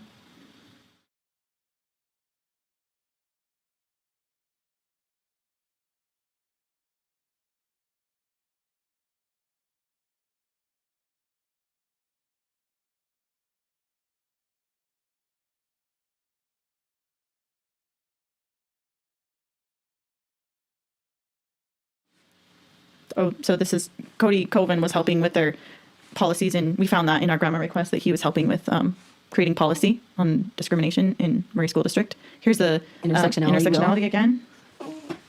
And then mirrors and windows, we see this throughout many times. Again, some books, some of the books.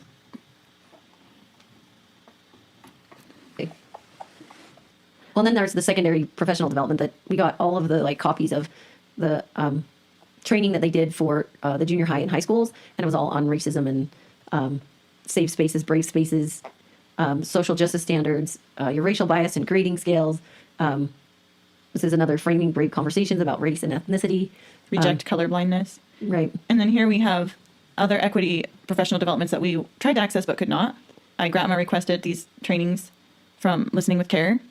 The response was that these are copyrighted material and it's a non-record, so parents don't have access to what the teachers were trained on, and they don't have to give it to us. And then he says at the bottom, however, in the interest of transparency, we will seek permission from the copyright owners. And then he followed up with, they did not give their permission to send you their materials. But for the ones that we were able to access, you can come in and look at them, but it'll cost $175. So we were like, never mind. We already paid. We already paid a lot of money. We'll get into that too. Yeah. And then here's another training where it was all redacted, which I'm not sure why that would be. It's not information that should be redacted, but it's interesting that the whole thing is redacted. Yeah. So here we go. This is on that meeting. Darren Dean says, and Darren Dean and Missy Hamilton say the Equity Council did no professional development, did not do book bundles. And then here we have 1, 2, 3, 4, 5, 6 professional developments that we were able to access in less than a year of the Equity Council existing. So definite contradictions there with what Darren Dean had said and what we had found from our evidence. Yep. And then, so this is the third part that we wanted to talk about for the equity, the study session. In this part, Robin Williams and Missy Hamilton give a slideshow about equity. They talk about why it's necessary and positive for our schools. They speak explicitly about racism several times and then go on to claim that equity has nothing to do with racism. So here's some slides on racism. We underlined and highlighted. So they talk about, stopping racism, denouncing racism. And then here's the video.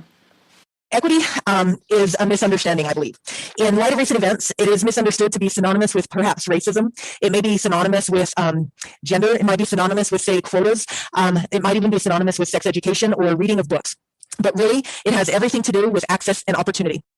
Interesting that Missy says equity is misunderstood to be synonymous with all of these things, but it's really about access and opportunity. And, just from what we've shown from our GRATMA requests, I don't think equity is misunderstood to be synonymous with those things, but like they mention all the racism in that study session, and then they say it has nothing to do with changing racism. And it's just so confusing of these two statements. Right. It's very confusing. And having looked into things as we had, it was really confusing for us, but a lot of parents were just really confused by this presentation. So here we have again on the timeline, just saying that they say that equity doesn't have anything to do with racism and sexism and stuff like that. It's just access, but it's all about that. So, Okay. So part 4, we have again with this slideshow presentation from Missy Hamilton and Robin Williams. It shows statistics with white students appearing more successful. As a communications major, we did a lot of studies in college, and one of the first things you learn about studies is that correlation does not equal causation, and these studies showed no evidence for causation. However, they end with saying this proves we need equity in our district. So here's some of the surveys and our graduation statistics rates that they showed. Right. And all these are the gaps they speak about. And they really pointed out that there are less people of color in the AP classes and honors classes. Right. And they just imply that it's because of their skin color, where really... Well, we know there are so many other reasons why people don't take honors and AP classes. Right. I didn't take AP classes in high school because I didn't want to. I simply didn't want to. And choice is a big part in this, what students want to. And some kids have jobs and everything, and they don't want to have all that extra schoolwork. And right. There are just a lot of assumptions that get put in there without knowing. backing it up with actual data. Right. So here's what they say following this presentation. We obviously, as many know, we've received many comments from parents in the community.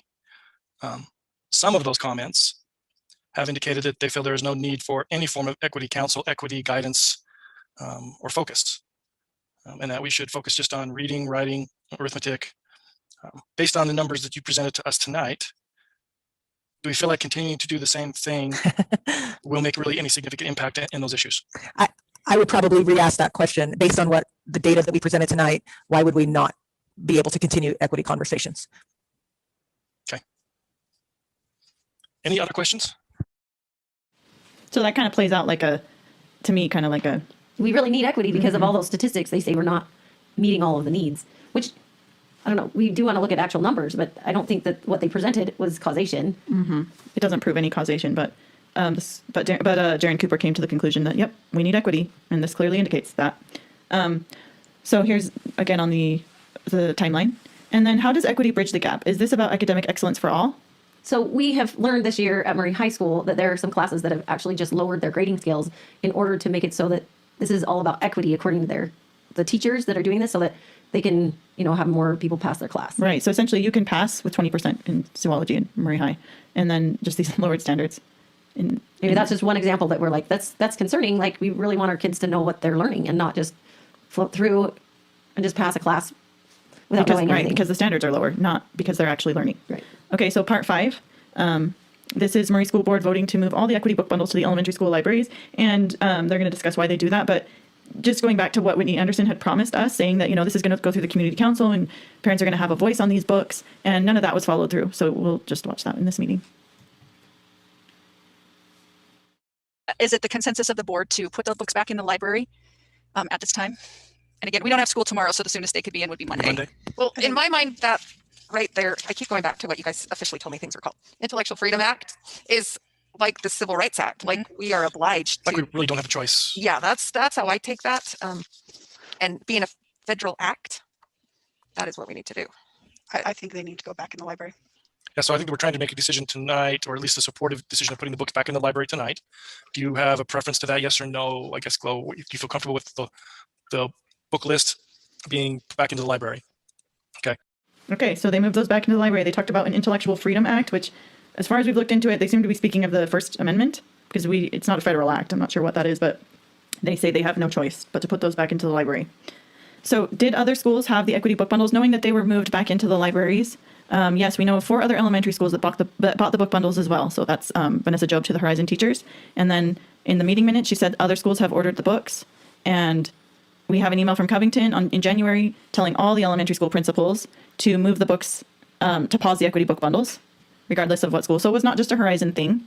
And here's an email from Covington to a parent just saying that different schools have those book bundles. Why did Murray City School District vote to put the equity books into our children's school libraries? And again, we go back to this email from Doug Perry to Jennifer Covington, where he's saying he's tracked the negative stories and he's worried about it and doesn't want this narrative perceived that the suspension is perceived as permanent. So they wanted to get these books moved so that the suspension would go away. So here we added that to the timeline. Okay, so also during this February 25th board meeting, Superintendent Covington and the school board created 4 Murray Opportunities School Advisory Councils, or MOSACs, to replace the Equity Council, but we have not seen these councils ever been instituted in our district. We do have a literature review committee. And we'll discuss that. But so they did disband the Equity Council and replace them, but these new councils have never been used or implemented in our district. And then after the February 25th board meeting, I exchanged some emails with my school board representative, and I kind of hesitated on putting these in the slideshow, but ultimately we felt like it was important to show the interactions with the school board and why these issues are coming up in Murray School District, because it's not just the district office, it's also the school board. We need to make sure that people are taking a stand for our students. So again, not going to read through all of these, but you can read through them yourself and pause if you would like to. And I was just like asking her, why didn't you ask any of the people about our questions that we had told you before? And we elected you and we expected you to represent our viewpoint. And she basically said, I've never said you weren't lied to, but questioning the district administration in the study session about that didn't serve a purpose. And then she pointed out that I needed to be careful because there are a group of women in this valley who are very well organized and very well funded that are pushing into every public office that they can. And their views are on the extreme left. You found them on the front row of every protest last summer and in the headlines frequently. And then I basically just said that the viewpoint in the school board meeting was that students were thriving after this book was read. No one talked about the viewpoint that some students were confused. And the parents that had written letters about how their students had come home concerned about this reading and how maybe they were wrong to be a boy or girl, and that it's very hard to understand that as an 8-year-old. Right. And I also said that school board meetings are public so that the community can know what is going on in the district. And the public wants to know the full story, not just a narrow slice of perspective. And just that there were a lot of letters from parents who were concerned about these issues. And we think that the majority of parents really want school to be about academics, not about these social, emotional, equity topics. And we need our school board to pay attention, to speak up, to push back, not just accept things without saying no.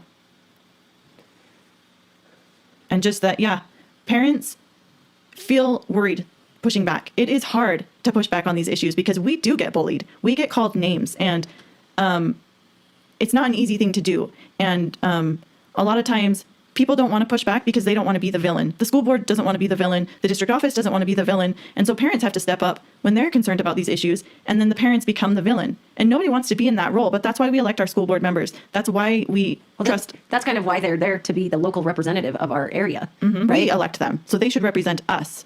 Yeah. But somehow that's not always happening.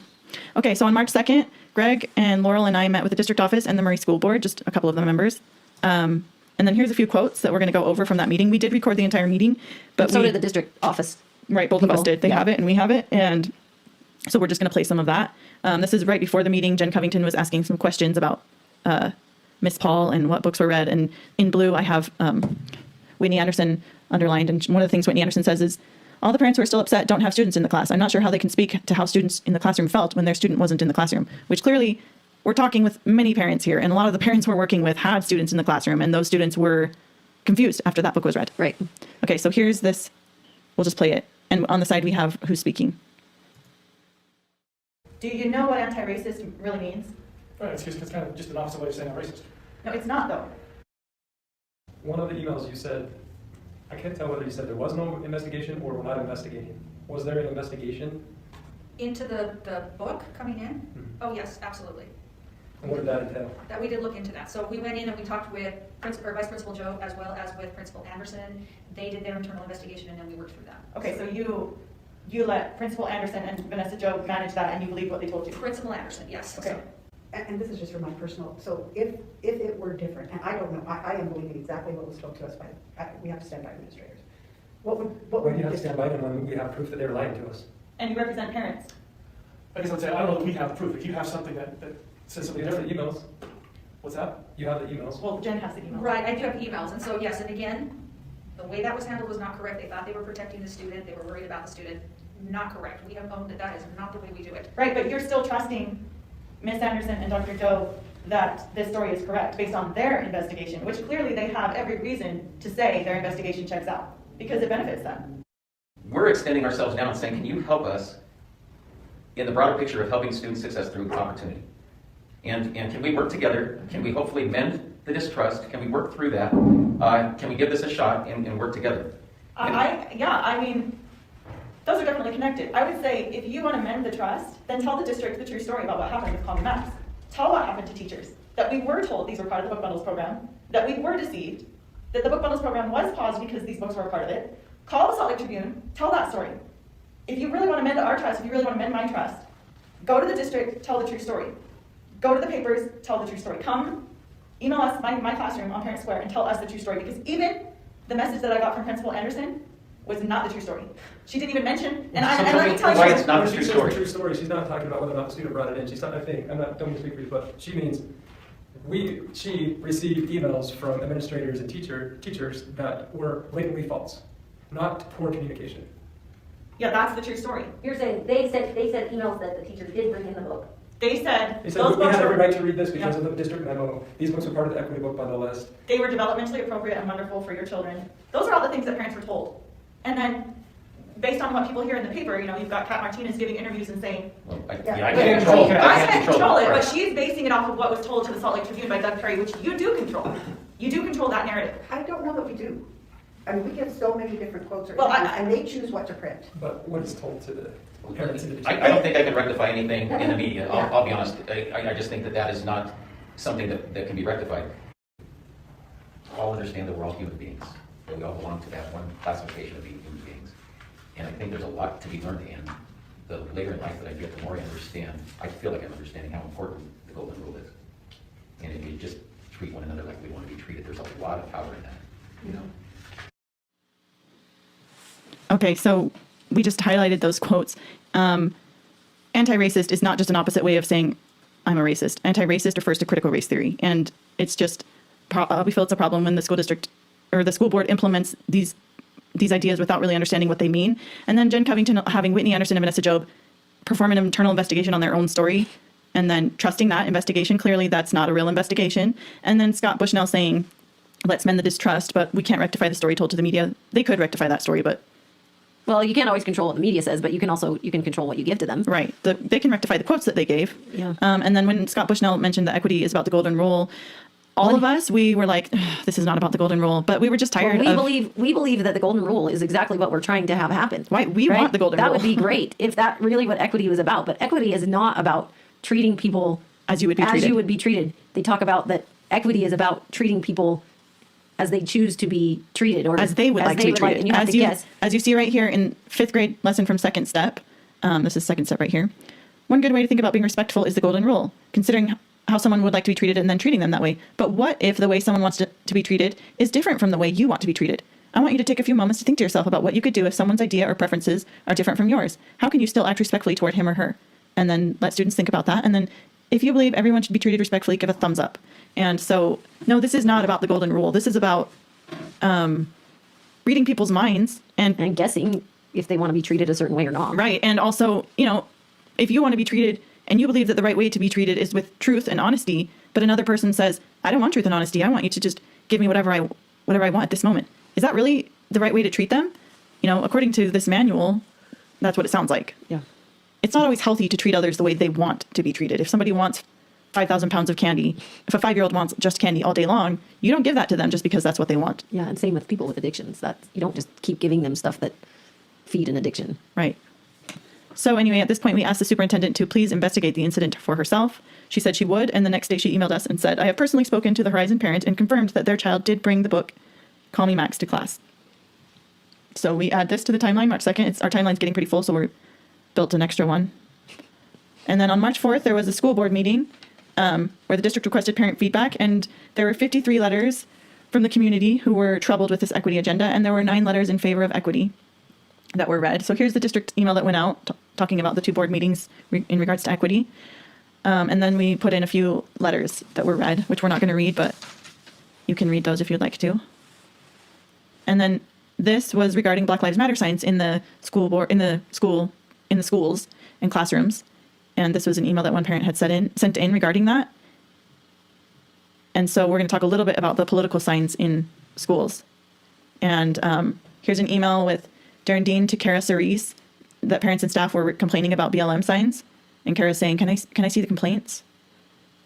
And here's Darren Dean again to Kara saying that the BLM sign at the high school was a big issue, but they just moved it into a classroom, and so things have quieted down. And just to remind you, this was during the year of COVID, so parents weren't allowed in the classrooms. So Right. just to quiet parents, they just hid the signs in classrooms instead of in the hallways where parents might accidentally see them.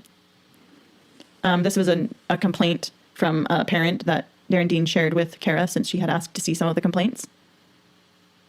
And again, this email is that the Equity Council wanted the memo to say Black Lives Matter with capitalization.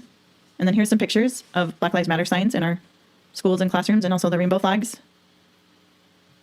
And then these Rise Up posters, which were in at least Horizon and Parkside. And then I've also heard they've been at McMillan as well. And then here's a parent emailing regarding those Black Lives Matter signs. She emailed Mr. Kaufman, who's the principal at Riverview.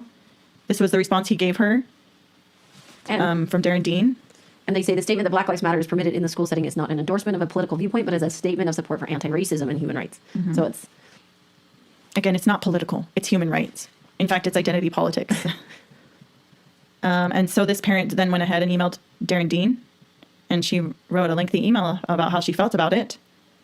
And this was Darren's reply to her. Thank you for sharing your viewpoint. I have shared it with our assistant superintendent and superintendent to ensure that we are hearing the concerns. But no action taken to take them out. Okay, so that's the March 4th meeting, and then just learning about political signs in our schools. At this point, we submitted a grammar request for the emails, and they came back with the charge of $1,520. This was March 9th, 2021. Well, this is because we were getting so many different understandings of what equity and all of these book bundles and the professional development, they were so different than... Yeah, so many different mixed messages that were not lining up. And so we're like, okay, we would like to get to the bottom of this. And so we submitted this grammar request. And this was what the request originally included, those keywords and phrases, and right here. And then from these accounts, Jennifer Covington, Darren Dean, Missy Hamilton, etc. And then this was the date range we were hoping to get. And then here's the response we get. He And said then you have the rate was $20 an hour and 76 hours, so it was $1,520, which we paid. Okay, so there's the receipt. And there's that on the timeline. On March 19th, the district said they can't fulfill the grandma request. They sent us this lengthy document explaining why they had estimated the hours and money wrong. And they said that we can get refunded our money if we don't want to go through with the grandma request. Mm-hmm. And then April sends an email back, well, what's the change in cost? Mm-hmm. And I said, if we continue with the grandma request as is, what would the cost be? Because they had not included that in that lengthy message. And they increased the cost. I said, thanks for the info about the emails. What is the estimate of the new cost? So here was their response. We are adjusting the rate from $20 to $35. They're going to charge us for printing, paper costs, and pens, clips, and bands. So the new cost is $9,664. Anyway, that was a lot of money. Mm-hmm. And so we found a gal who is in the state. She works at the grandma office, and she helped us do a mediation to limit our request and to decrease the cost. Right. So we had that mediation, I believe, on April 7th. And this was what we came out with. It was pretty much, we budged. The district didn't budge much. Right. But we did all the budging. And so we eliminated some names and eliminated some search terms and brought down the balance to $2,900. To $2,900, which the balance was $1,380. And we paid that the next day after they came back with their amount, which was on April 16th. Well, I don't know. I think on the 17th I paid. The 16th is your receipt. Oh, okay. So here we added that to the timeline. And then on May 6, 2021, we We got received all the the grandma emails, request emails. and we divided them and tried to conquer this. Between Laurel, Greg, and I, we divided up those emails and went through them, each and every one of those emails, and put them into a spreadsheet and wrote down the relevant information. It was a lot of work, but we went through and did all that. Spent our summer doing that. And all employees redacted their own emails. So here we have Kara redacting all of her friends out of this email, even though redactions are supposed to be parents and students and sensitive That are private private information. information. And these aren't. This is people who are training in our district. We should have access to that, but she didn't want us to see those names. However, we knew that Cody Colvin had recently presented at Macmillan, so we knew that was that one. And here you can see it says Pride Center, and we knew that was Amanda Darrow, who's also from FAM, so that's who she was redacting out of there. And then we have Vanessa Job redacting an entire email with training on LGBTQ professional development. And then here, this is another email with Cody Colvin and Vanessa Job. She's talking with him about how to train or change the policy in Murray City School District. And I was able to figure out that this was Cody Colvin because at the bottom of this email, there's a phone number that she didn't cross out. And I reverse searched the phone number and it was Cody Colvin at his office in Salt Lake City School District, which again, she shouldn't be redacting Cody Colvin, but again, we see that they're redacting who they feel they want out. And again, this is Cody Colvin talking about changing policies in Murray District. So in the emails, we finally accessed the additional resources list. It was being shared as an attachment, and the attachment was, or the title of the email was called Other Google Classroom Equity Book Bundles. On May 14th, we finally accessed this list. Well, you'd asked many times about this additional resources, and they're like, this will be on the additional resources list. Well, there isn't an additional resources list. And so you're like, well, is there one? Can we see it? Right. Can we know what the list is? Can we know what the books are? Right. This was a huge thing for me. I was like, where is this list? And oh no, it doesn't exist. There's no. But on this list, it did contain Julian as a Mermaid, Enemy Pie, and several other books used in tandem with the Equity Book Bundles program, but which were not found on the original list shared with parents. So here's the email. And this is just the one shared to Tiana Bagley, but we had it going out to several teachers. Yeah, we saw it on. And as you can see, this list was shared out all over the district. You can't see that here, but it was shared on November 23rd, 2020, which is the same day the equity memo went out. And she has several emails from that date where she's sharing these book bundles. And this is the one we just chose to put on. And she said the equity leadership team, Kara, worked with Graves to locate more of these lessons. So this is from the Equity Council. And here, when we got this grammar request, Doug Perry made sure to tell us that this doesn't have anything to do with the equity book bundles. Don't make any characterizations that this has to do with equity book bundles. But we did have evidence that it's being used as part of the equity book bundles program. So clearly, it's called Other Equity Book Bundles. That's one thing. We have here an email, Vanessa Job. This is to Nathan Spofford. Again, she redacted, which she shouldn't have, but we've figured out who it was. She ordered 4 copies of each of these books. Right. And these are all found on the additional resources. Here she's following through with that order. She says, thanks again, Nathan. Or he says, thanks again, Nathan. This is Nathan Spofford. And she's following through with that order for It Feels Good to Be Yourself. Here's the book. Here's the calendar from January. Julian as a Mermaid as an equity book. Enemy Pie as an equity book, even though they're not on the original list. Here, Jennifer Covington is telling Whitney, I think there's an email out there from Vanessa that says there's an additional resource list. I think Vanessa also mentioned something about this when we talked. I think it will be really important to clarify that. But Whitney says there is no additional resource list, and Jennifer doesn't ask further. Here we have an email from Job telling Michelle Christie, who's a teacher at the school, that she will add her books to the additional resource list. Here again, Vanessa Job sharing with all the Horizon teachers some other equity book bundles for Thanksgiving lessons and an empathy page as well. And then this is an email from Miss Paul to a parent talking about The Rough Faced Girl, which is a book on the additional resources libraries, but not found on the original list. So it was read in the classroom. And then here again, Nathan Spofford showing Join as a Mermaid. And we know that he put together the equity book bundles. They've said that. So he's showing Join as a Mermaid, a book from Kyle Lukoff, When Aiden Became a Brother. This is found on the additional resource list. All of these books and these pictures were somewhere on these lists. So these were also called other equity book bundles in the emails. Here's the original list. And then we have all these others. So we're just going to click through those. So here's the original list.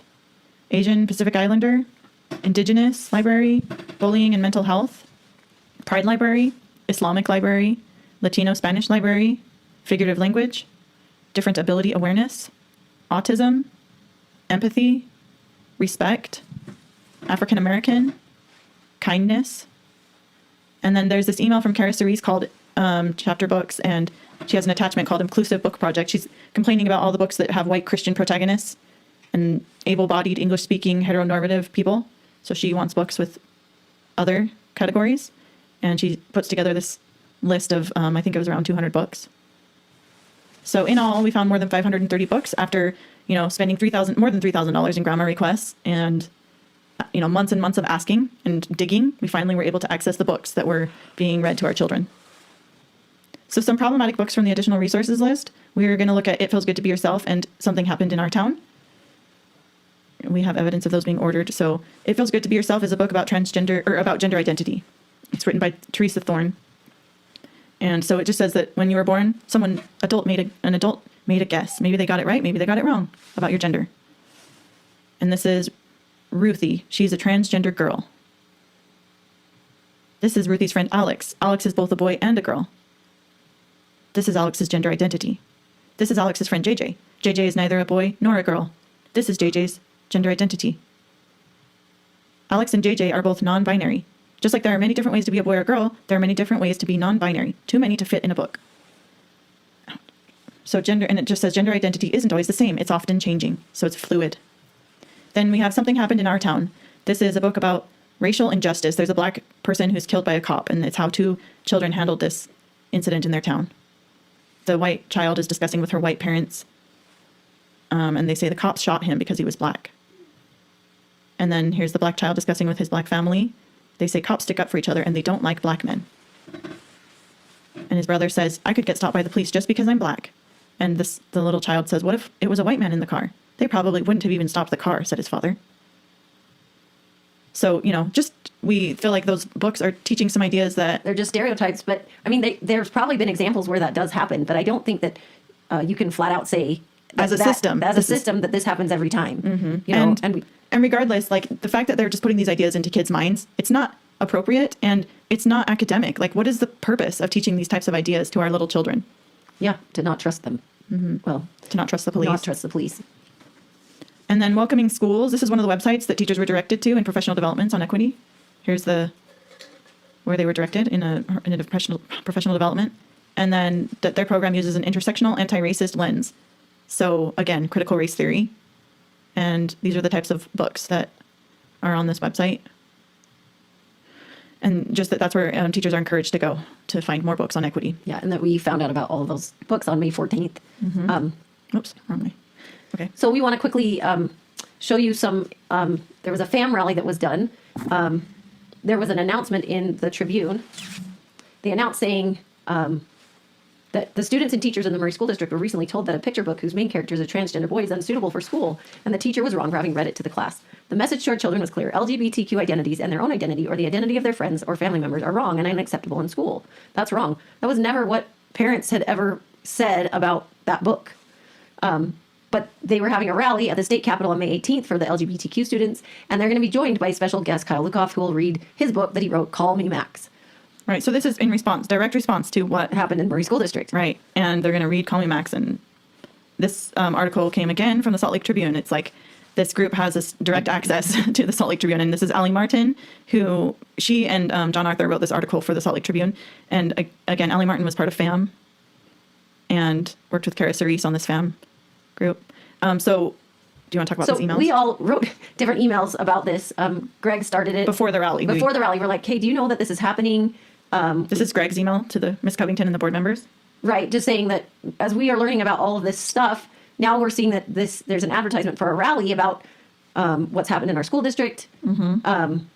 And people who work at our school district are part of this group who are running this rally. And then I wrote an email too that was saying, we have people from our equity council who are speaking. The books they're giving away free books that are like a book bundle, and one of them is including Call Me Max. And then they also have so there's Call Me Max. They have other books that are in the book bundle, but they have a questionnaire that they're inviting teachers to come to this rally. Well, the questionnaire is further down, but oh, sorry. And then the district responds to us saying, well, we do not support or limit groups or organizations that our educators belong to or attend on their own time outside of work. The district does have a policy regarding books and materials used in the classroom that our educators are required to follow. We will continue to remind our educators of these policies. Right. And then they said essentially, well, basically the exact same thing to Laurel and Greg. And then I emailed and I just said, so you don't support their organizations, but on November 20th, Cody Colvin from FAM trained our district. So if he's training our district, then we are paying him and he's teaching our teachers. So that seems to indicate support for this organization. So do you support this group and this organization?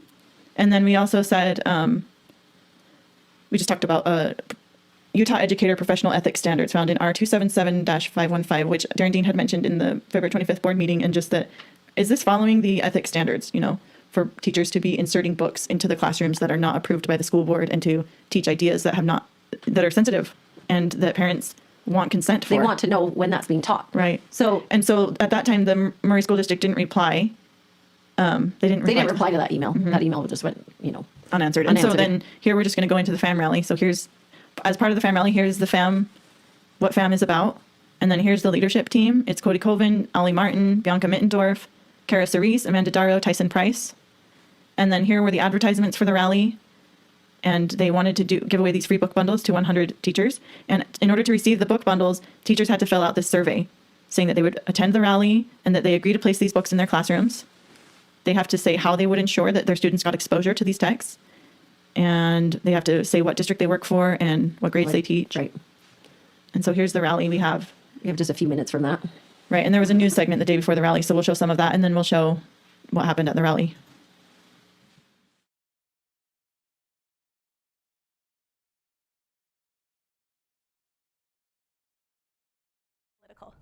So the district responded by saying parents have the right to opt out of future readings. Is that an appropriate step?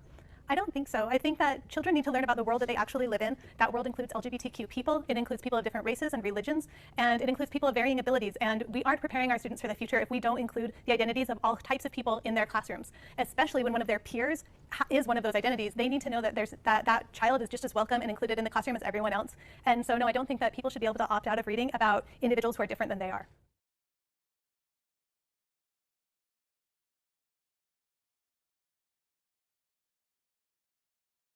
The 2021 FAM Educator of the Year is Ms. Sarah Paul. I want to say thank you to my vice principal, and I wouldn't be here without my student. She is amazing. I love her. She has changed my life forever, and she is here. It's so exciting.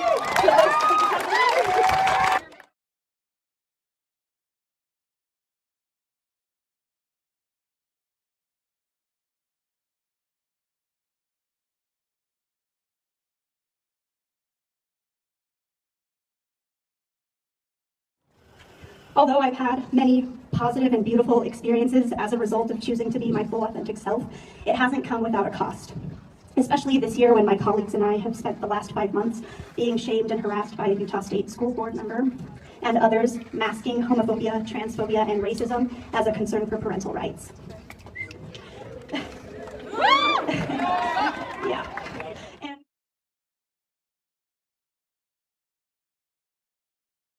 And for the record, learning about someone's identity should never have to come with a parent permission slip or a warning label unless it's one that says, handle with care. And I promise that I will always do everything in my power to care for and celebrate all of my students, from any background, any religion, any faith, any culture, and there's plenty that you can do too.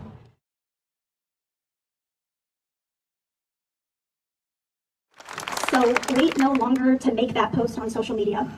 to have those uncomfortable conversations with family members and coworkers, to believe someone when they say they're hurting, to put up that Black Lives Matter sign and rainbow flag in your classroom. The things that were discussed in that rally were just basically, you know, we need to hang up Black Lives Matter signs and we need to hang up rainbow flags. And Kara claimed that she'd been shamed and harassed, and Sarah Paul received a trophy for reading Call Me Max. So did parents shame and harass Kara and her colleagues? From our grammar request, we saw no emails to Kara regarding these issues. None of us emailed her directly except when I asked to join the Equity Council. So here's my emails, where at the bottom you can see I wanted to join the Equity Council. This was Kara's reply, and she sent me the information. And then this was my reply to her, which I feel was very friendly and nice. And then this was Kara. She informed me when the Equity Council had been canceled. So that was the extent of my conversations with Kara Cerise. And then Laurel and Greg never spoke to her. But so we came to determine that the only way we learned about her was that she was on the leadership of the Equity Council. Yeah, just from watching the Pride conference. And so we came to determine that submitting grammar requests and trying to get to the bottom of what was going on with equity, she considered that shaming and harassing. Yeah. So when parents want to know the truth about their district's equity program, is that really shaming and harassment? But then on the other hand, when a Pride rally or when a FAM rally is held and we get told that we are masking homophobia, transphobia, and racism as a concern for parental rights, you know, to me, that is shaming and harassment to us. So kind of ironic there. Yeah. So here we had the FAM rally to May 18th, 2021, and then just ongoing concerns. So from learning about all of this information that has happened in the last year, we've become aware of like, oh, wow, we need to learn. We need to watch what's going on and make sure, like, okay, they said they're going to watch these literature. They're going to watch what books are coming into our school district. And so we're going to just pay attention. There's a literature review committee. We have parents on it. We have parents on it that read books to approve them for the secondary schools. Mm-hmm. And so there's 376 books on the approved list for secondary schools. But then we have 2 English classes, one at the Hillcrest Junior High and one at Riverview. And they've put together these independent reading lists. And they have only, in this list, it's 3 out of 15 books were on our approved secondary list. And then here's 4 out of 14 that are on the approved list.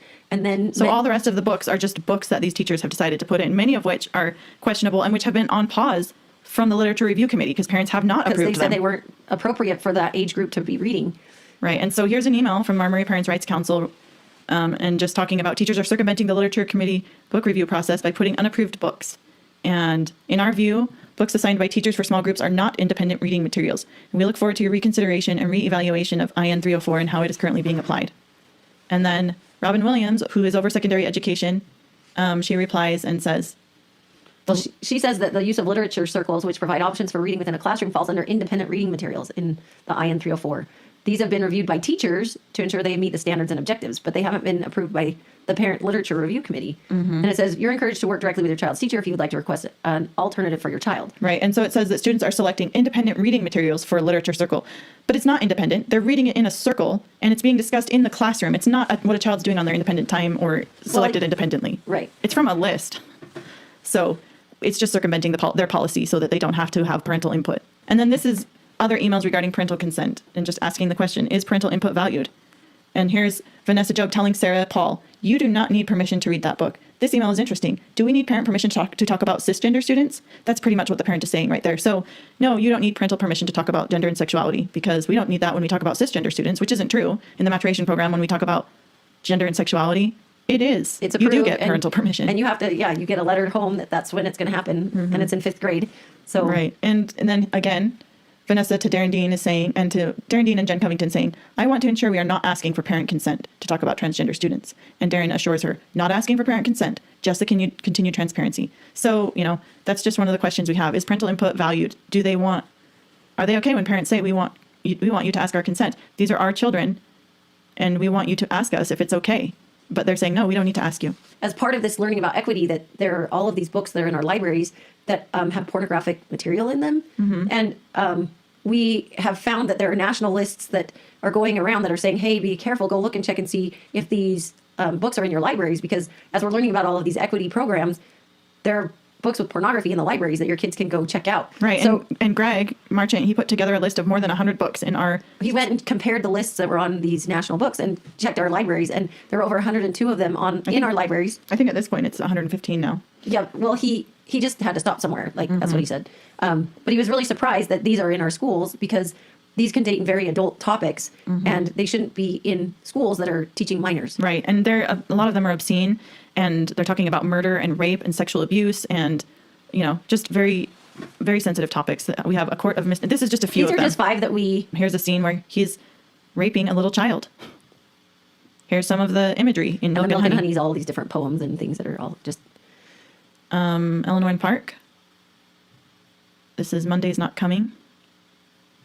So, yeah, and those are just a few examples. And a lot of people have said, oh, this is book banning. Well, there should be standards for schools, and kids should not be faced with pornography and obscenities in schools and in classrooms. So here's a public comment given by one of our parents. Our Murray District parents. Good evening.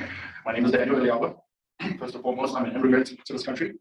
My wife and I live here in Murray, and our family is a blended mixed race family. 4 of our children are biracial and 1 Caucasian. 2 of our kids identify as LGBTQ, and we have serious or various religious beliefs in our home. We understand the importance of having materials that represent all of our kids' identities, race, beliefs, and orientations. We value literature that represents inclusion and diversity in a positive, age-appropriate way. We are not afraid of discussing and reading about different perspectives. However, we recently learned that many of the books in our school libraries are absolutely inappropriate for children and pornographic in nature. I reject the idea that these books are the only ones that can represent marginalized groups and individuals. I do not want any of my children reading this kind of disgusting material and thinking it represents them. It bothers me when authors use their minority status to justify pushing their perverted material onto our children. Of all the things that they could be writing about for our children, they've chosen to include explicit graphic pornographic material, and Murray School District has chosen to include them in our school libraries. Unfortunately, 2 of my children have also been sexually assaulted. My wife and I have spent a lot of time, effort, and money helping them overcome and cope with these traumatic experiences. We appreciate your efforts to provide lessons and training from Prevent Child Abuse Utah in our school classrooms. However, it is frightening to think that they could come across passages in some of these books in your school libraries and be re-traumatized by the graphic descriptions of child sex abuse.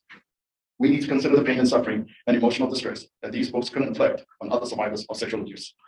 In my profession, one of my main responsibilities is to keep inappropriate content off of our network. You put filters on students' Chromebooks to prevent access to inappropriate content. As adults, how many of you would lose your jobs if this type of content was found on your work computers? If that be the case, what makes you think this content is safe or appropriate for our children? Why are we allowing this into our libraries, school libraries? Frankly speaking, these authors have found a way around your firewalls and security systems into our children's books. 15 seconds. Please consider removing books that contain pornography and graphic depictions of sexual assault. Also, please consider rewriting the policy that allowed these books to get there in the first place. Thank you. So we thought Daniel Eliaba gave a very powerful comment regarding the pornographic books, and we agree 100% with everything he said. So here, that's some of the issues from this school year. And just, we want to talk about, is equity inclusive of everyone? And just some of the emails that we've seen. A parent said that someone asked to be on the district equity committee, but was told no because they were not diverse enough. And we've heard that they said we have enough white identifying members of our equity council, which is ironic because the whole leadership team is white. Was white. And then here we have Vanessa Job making fun of parents who had pushback on the equity book bundles. And she just says they're concerned about their white children and think their white children will be left out, and making it all about race and making these negative generalized statements about people's race, based on people's race, which in our view is racism. So, and then when the Call Me Max issue became an issue, she said, no, I don't, this is again, Vanessa Job, no, I don't think it will turn into a bigger issue. And if it does, maybe public school is not the correct place for their child. And then this was regards to me. If they do not like that, they are welcome to leave Horizon. We do not shift equity practices. We support all students. So we support all students unless they don't like that, then they're welcome to leave Horizon. So It's not really inclusive of everyone. Again, Kara Cerese's email, she calls it inclusive book project, and then goes on to complain about white Christians over and over again, and also about able-bodied, English-speaking, and heteronormative. So all of those are problematic, and we need to be inclusive of other people. And then Jaren talking about the Equity Council complaining of the board being white, a few white folk, and then that community members were excluded from the council. And then how do teachers feel about equity? We know that there are teachers who are supportive of SEL and equity and these ideas, but also there are teachers who might have issues. And how is it for them if they don't go along with this narrative? So here we have an email from Vanessa Job to Darren Dean, where she is bothered that it was conveyed to a board member that some administration didn't They wanted parents to be informed, and the teachers wanted parents to be informed. Right. And Vanessa said we would like to have specifics on who that came from. And to me, this reads as don't ask to have this go to parents. Right. And that if we want to discipline them because they said that. So do teachers feel safe to speak up if they don't agree with these ideas in schools? And here we have an email from Whitney Anderson telling the teachers, if you feel pressured, we don't want to put pressure on you. You know, is that an issue? Do teachers feel pressured? Are there teachers in our schools who are feeling pressured into teaching topics and dealing with things that are sensitive, and they don't want to, but they have to? They feel like they have to go along to get along. That's one of the concerns we have with this. And also, they're talking about their job is on the line. Right. And that's really concerning when, you know. Right. And we have heard from teachers who they speak up and then, oops, I can't say anything more because I might get in trouble. Yeah. I've heard that from several teachers in Murray District and the elementary and secondary level. Yeah. And then just going back to the drama triangle, do we want to put our children into a perpetual state of dysfunction and manipulation? Do we want to continue this discrimination because it's considered anti-racist? Shall we move ahead, continuing with discrimination based on whether you're marginalized or whether you have power or are considered to be one of those? I don't want to continue that drama triangle. I want to teach my children to take responsibility for themselves and to find solutions to their problems. I don't want them to learn that they belong to an oppressed class or an oppressive class and they have no choice. Their identity put them there and they need to do what the intersectionality thing tells them to do or what critical race theory tells them to do. No, my children can be responsible for their choices. They can grow. And they can treat other kids with kindness. Regardless of their identity. Of what their skin color is or their gender identity. So why is it called the drama triangle? Again, just reiterating that these people who are pushing these ideas are not necessarily victims or persecutors. And it's not always healthy to be in this rescuer role. We need to recognize what is the real problem that's going on here. And just remember that the drama triangle is called drama because it's just creating more issues and it's not real. It's not solving. It's not solving the problems. Right. So what do we want? We would really like the school district to stick with their first memo and just follow Utah laws when it comes to political and gender, teaching about gender in the classroom, that parents should know when that's happening. And we should make sure that classrooms are not a political space. Mm-hmm. And then we have this email from a parent talking about practicing out of your scope of practice and how many of these topics are outside the scope of practice for teachers. We're dealing with anxiety and depression and a lot of things that go along with students and identity and gender. And, it's not really a teacher's place to be discussing these sensitive ideas and how to manage these sensitive things with children or with minors. Yeah. We want teachers to stay within their scope of practice. Yeah. And when we talk, going back to some of those professional developments and some of those book lessons saying, who am I? To me, that's a sacred teaching as a parent. That is highly linked to our family value system. Who am I? Well, any family values. Right. And that is not the scope of practice for a teacher to tell my child, who are you? And to make these definitions for them. Totally inappropriate, if you ask me. And I'm not okay with that. And we're not okay with that. So we feel that teachers need to focus on academics. Well, and schools. Schools, right. We also think that there are some concerns that we will have going forward because... So here we are now. So this is not over. There's another Pride Not Prejudice conference coming up in the fall. September 17th, 2022. We would encourage parents to watch that and see what ideas are being promoted there. Again, we have Second Step in our school district as our social emotional learning. And we've looked into Second Step and it teaches a lot of critical race theory ideas and intersectionality and we did get a lot of money through the school district from the COVID money that's earmarked for the social emotional learning. Mm-hmm. And then this is the new curriculum that has been adopted by Murray School District. Called Wit and Wisdom. And we have some parent groups that have looked into several of the things that are talked about in this, and it goes into more of... So this is from second grade, but there's concerning things in all of the grades. Right here it goes into all the grades, but we're going to quickly click through the information that they gathered from this second grade lessons and just how it's teaching the negative aspects of American history and really focusing on those ideas and not talking about what America has done to overcome those negative things. Because it's true, there are negative parts in our history. There are definitely things, and we are not opposed to teaching kids what's happened. Right. But there's some values that are based on certain events that are, are they trying to change things or... are they trying to focus on the negative and not mention how those things have changed over the years? Right. So here, they're focusing on injustice, inequality, unfair.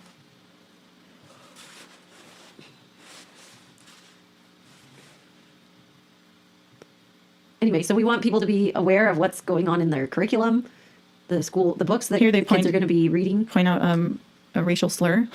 Basically, here kids, learn this racial slur. I don't think that's something we need to be focusing on.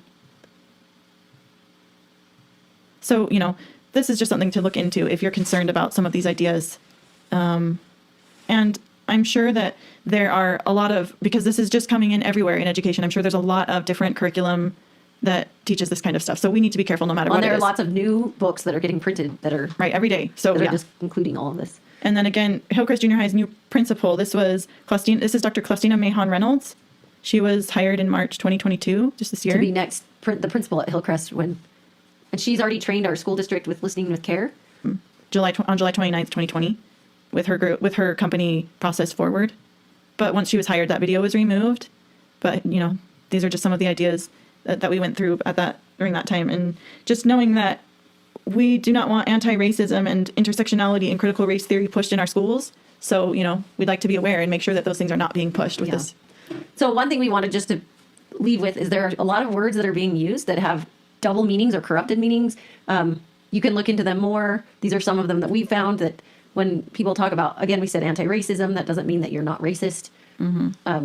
Right. So you should look into these words and find out what they really mean. And a lot of words are constantly shifting so that we don't realize what we're implementing when we assume the original definitions as we write policies and rules. So as parents, we need to wake up and we need to pay attention to all these changing things in education right now. For the sake of our children, we need to stand up. So just to end, what now? What can you do? And let's stand for our children. We want you to pay attention. We want you to get involved. We want you to attend board meetings, ask questions. Just being aware is huge. If you don't feel right about it, then speak up. I think sometimes we worry too much about, we don't want to rock the boat. We want to be nice. It's nice to your children to speak up for them. And it's important that we do. So remember, these are your children and you should stand for them. And if you want more information, we will list the sources at the end of our slideshow. And also you can go to www.votelaurel.org or www.aprilformurray.com, and we will list those as well as part of our sources. And we're grateful that you've listened to our message, and hopefully you learned some important things from it. Yeah, thank you for listening.